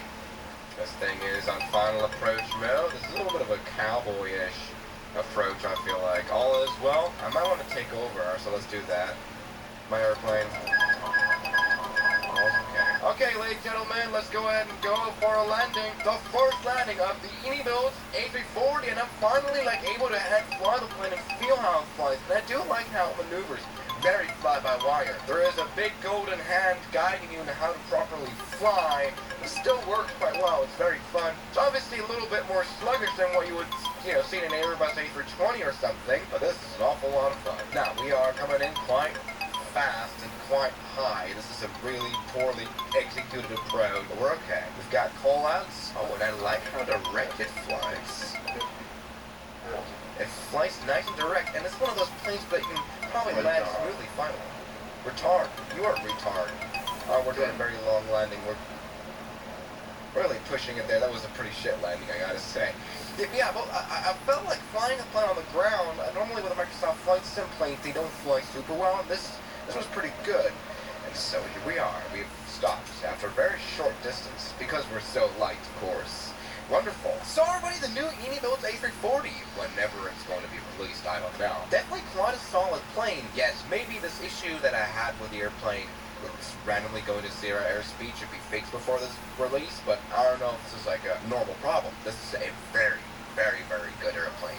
Very well done. And I'm excited to fly it around in streams, fully loaded, maybe some small airports that will come. So thank you guys so much for watching this video. I'll see you guys tomorrow. As always, good night. And a special thanks goes out to my members, my supporters, Gums Killer, R27, James Duram, That Dude, Anime Gods of Gaming, Derek, Insider Plane, Nishijitsu Finder, Professional Jamal, Ryan Williams, and New the York. You've got beautiful names.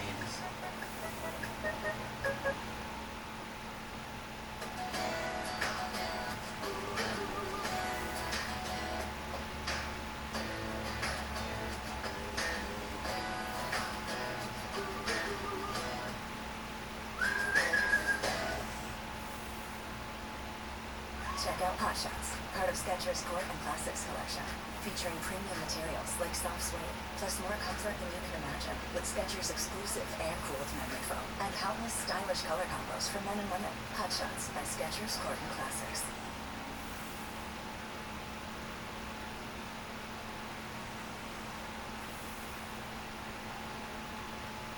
Welcome immense springtime on Hellman's delicious classic deviled eggs.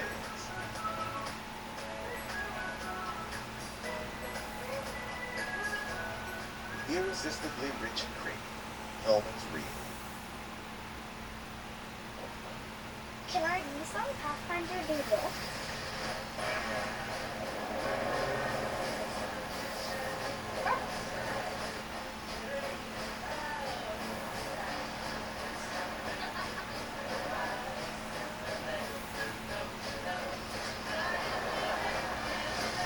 Not that you would, but you could. The new V6-powered Nissan Pathfinder. Nissan, #1 in new vehicle quality. Now this Airbus A340 is in massive trouble. Power trouble. I mean, it always is. It's a very weak aircraft. I mean, after all, the Airbus A340-300 is powered by the CFM engines, the same ones that the A320 has. Not necessarily powerful at all. In fact, this is the only long-haul aircraft where you can truly even stand below the engines.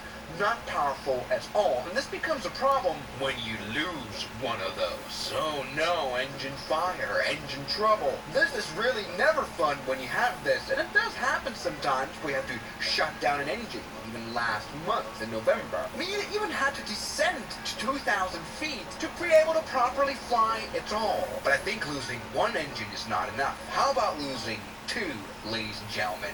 Oh no, what if you are stuck here on the Corfu Island airport, and in order to repair this airplane you need to transfer it all the way to Athens, here in Greece? But maybe unlike a normal transfer flight, you still carry passengers. Look at this guy, he doesn't look extremely light at all. We are fully booking out this airplane. This is definitely a great idea, but no, I don't want to wait for two new CFM56 engines to come, so let's go ahead and fly this airplane either way. Turn on the batteries as always. This is after all just a normal Airbus. Yep, it's turning on right now. Look at those old CRT screens booting up just like an old TV. This is not a very modern aircraft, but still, everything works, except of two engines.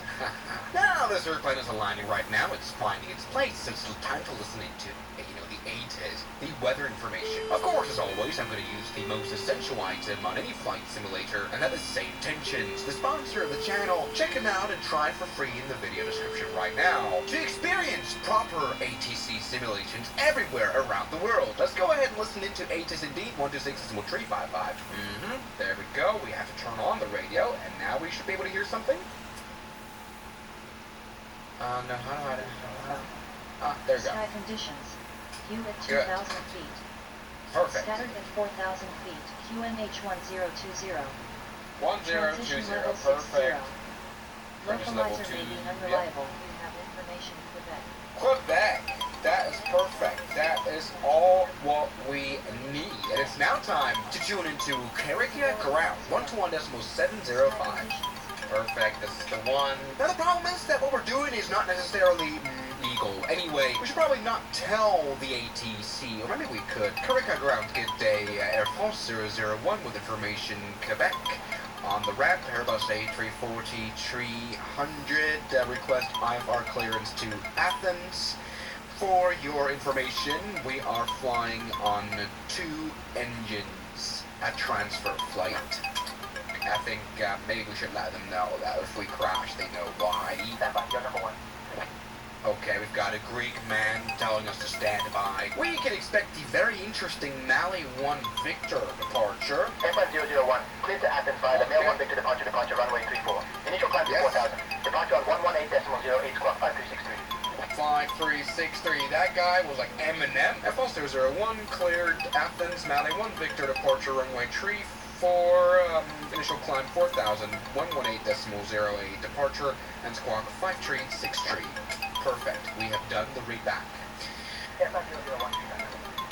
Okay, perfect. This is all going to plan. Talk about plan. Let's go ahead and enter our flight plan. We can just request that from the internet. Yes, there we go. That's already perfect. It's got everything set up. The cruise level. Let's see if we can reach 23,000 feet. I doubt that. Our departure, of course. Runway runway 34. Malay 1 Victor. Perfect. Now we should be setting up these speeds now, but the problem is that here in the takeoff performance, I could, calculate those speeds at which we take off. Let's use this number, because we can't just say, hey, we're going to be flying with 2 engines. Airbus doesn't really know if that scenario, because it's stupid. Anyway, let's do that for the sake of being correct. Perfect. Set up the trim right here. Very, very good. Now, good thing is, boarding is completed. All of our 279 souls on board have been boarded. And they're gonna, I hope they are good Christians. It's time to prepare for pushback and departures. We're gonna get rid of everything, close all the doors, and get ready for some flights, some fun. We've got a very Greek voice, and it's this man right here who's saying we're ready for pushback. Very good. Now we're at stand 9, and let's go ahead and say, Courier ground at F 001, we are ready for a pushback on stand 9. Nerd. Pushing start approved, faced south, F 001. Okay. Perfect. Let's remove everything, remove the chocks, and it's time to go. Let's turn on the APU bleed, and so we are super ready. Now, just decided the inner engines are broken. I want a little bit of a quieter experience for the passengers. This will be the quietest aircraft in the world. Okay, release parking brake. Don't brake release. Okay, there we go. It's time to turn on the engines. And we can turn on 2 at the same time. The APU is able to handle. I mean, they're very small. It's no problem. But that is literally the only engines that we'll get. And I have no idea whether we're going to be able to fly. Especially off a runway that's not miles long. Hello, Jet 2. That's just departing. Yeah, you're happy. You need only half the runway. We're going to definitely need more. This is actually the AI traffic of Say Intentions AI. Look how nice it looks. All right, so left turn right here. Our engines are on for 2, and we can't really hear them. I think in this case, I would just saw the 2 engines off that are broken, because the drag that they produce is actually phenomenal. Okay, our engines are ready. Everything is good. We've got the master caution lights on. Let's delete them. I like playing around with master caution lights, especially the ones when it's supposed to say 1 star. They're from the 737 though. Okay, park and brake. Let's go ahead and push. Push forward with our own engines. Let's go. Courier ground, F 001, ready for taxi. Airplane 001, runway 34, taxi via Alpha 1. Taxi, Alpha 1, runway 34, every Alpha, F 001. Perfect. This guy seems to be floating. Let's go. Oh, we need kind of full power to even just push. Okay, looking good. Come on. Give me a little bit of power. Okay, we need quite a little bit of power to even move forward. Oh my god, look at the warnings here. I might as well put up the flaps right here. Okay. That's not a nice sound. We've got problems with the hydraulic systems as well. That's fine. What I'm going to do is I'm going to keep the APU running, because otherwise we might have huge trouble. Hello, 737. Here is the holding point Alpha 1 as instructed. We definitely need quite a little bit of power to even move at all. Oh, come on. You want to make this a race now, 737? All right. I mean, we have the same engines. Actually, the same amount of power. All right, 737. You go then. It's your turn. Anyway, all is nothing is fun. Oh, come on, move! I need more power. Let's change frequency to the tower now. Courier tower, good day. F 001, holding point Alpha 1, runway 34, ready for departure and backtrack, of course, runway 34. Okay. Airplane 001 heavy, Kirkira tower, runway 34, backtrack approved. Hold short, 73 max on the runway. Holding short runway 34, F 001. So it knows about the 737. That's extremely cool. There's a brave little 737 just tracking back on this pixelated runway. Faster, come on. What are you doing using every single inch of the runway? You've got a very powerful airplane. Go, 737. Yes, there we go. What a nice takeoff. Beautiful. That's a bit of a flat takeoff, but it works. Perfect. 001 heavy, runway 34. Winds calm, cleared for takeoff. Clear for takeoff runway 34, F 001. We need a lot of power to even move. Alright, let's go and warm up the engines a little bit. Okay, all good. And tower F 001, we are flying with only 2 engines, so if we crash into Karika Town, this is the reason why. Airfront 001, roger. Airfront 001, simulated emergencies are approved. Proceed with caution. It's not a simulated emergency, sir, but okay. Okay. I mean, we're able to taxi. It's a start, and the good thing is that we don't require much fuel at all. 7% is plenty. Alright, so let's turn around right now. I would like to use every single inch of the runway by using reverse thrust to the max.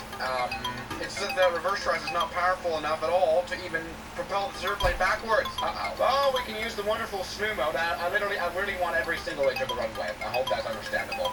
Okay, ladies and gentlemen, it's time to go full power on the two little tiny 4 engines. And actually, because we have an actual engine failure, according to this airplane shutout, we are not allowed to take off, but it should be able to give in more power than even usual. The system allows us to give the maximum. Let's go ahead and use the max. We're using the max. We're using the max, that's for sure. Hey, look, we're gaining speed. It's just not a lot. Master caution. Shut up. It's all good.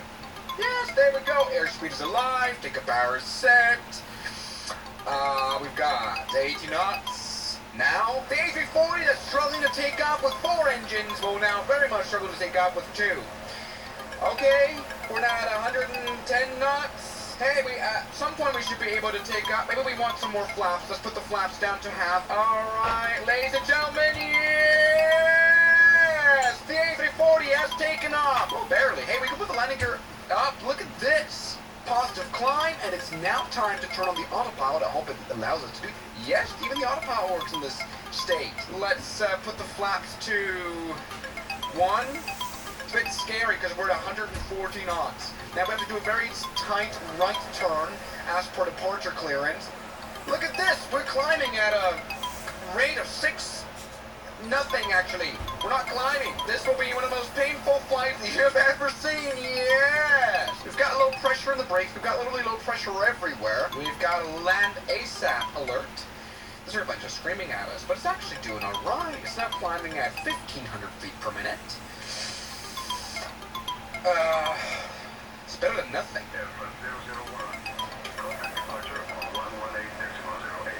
Contact departure 118.08, Air France 001. Bye-bye. Athens departure, good day. Air France 001, 3,000 feet, climbing to 4,000 feet. We're at 150 knots now. Aircraft 001 Heavy, Kirkira departure, identified. Climb via the SID. Climb via SID, Air France 001. Ladies and gentlemen, the weakest plane in the world, and literally used pretty much all runway. I'm just a little bit too scared to at all even retract the flaps. We're at 150 knots, and I'm waiting to level off at 4,000 feet. And so we are increasing speed. We can put the flaps up, ladies and gentlemen, and so we have a little bit less drag. This is perfect. Okay, now, as per chart, we're supposed to be above 7,000 feet. By the time we reach this waypoint, we've got plenty of time. This plane actually, it does fly, just not very well. Okay, we're losing speed here. Airfront 001, climb flight level 230. Climb flight level 230, Air France 001. I wonder how long that takes. I mean, we're climbing at 1,300 feet per minute. There is turboprops that are a lot more powerful than that. What happens if in this case we have a high altitude bird strike? Is this as realistic? Oh my goodness. Oh no, wait, what the hell just happened? Oh no, we lost. Ladies and gentlemen, we've also lost our 4th engine. Actually, that I really didn't actually want to do that, so we are in massive trouble. Hey, Athens Control, Air France 001, flight level 110, we just had a bird strike now. We will try to still climb to flight level 230 and continue our flight. Good! Alright, we definitely need full power on the engine here.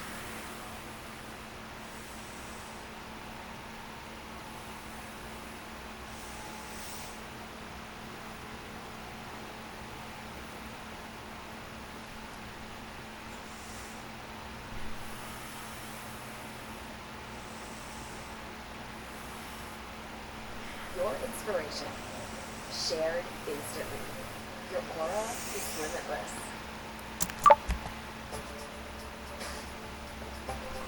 Welcome to the Edmunds Top Rated Awards 20... Now, is this steep?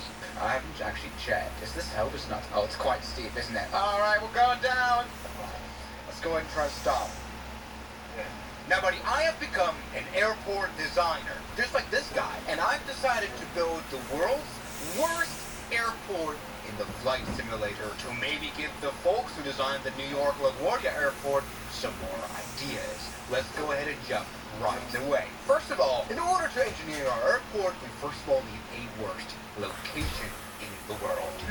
Where could we build this? Now, I already have an idea, because deep down in the South Atlantic Ocean, there is an island called Tristan da Cunha, one of the most remote islands in the world. One of the reasons is that this island does not feature an airport at all.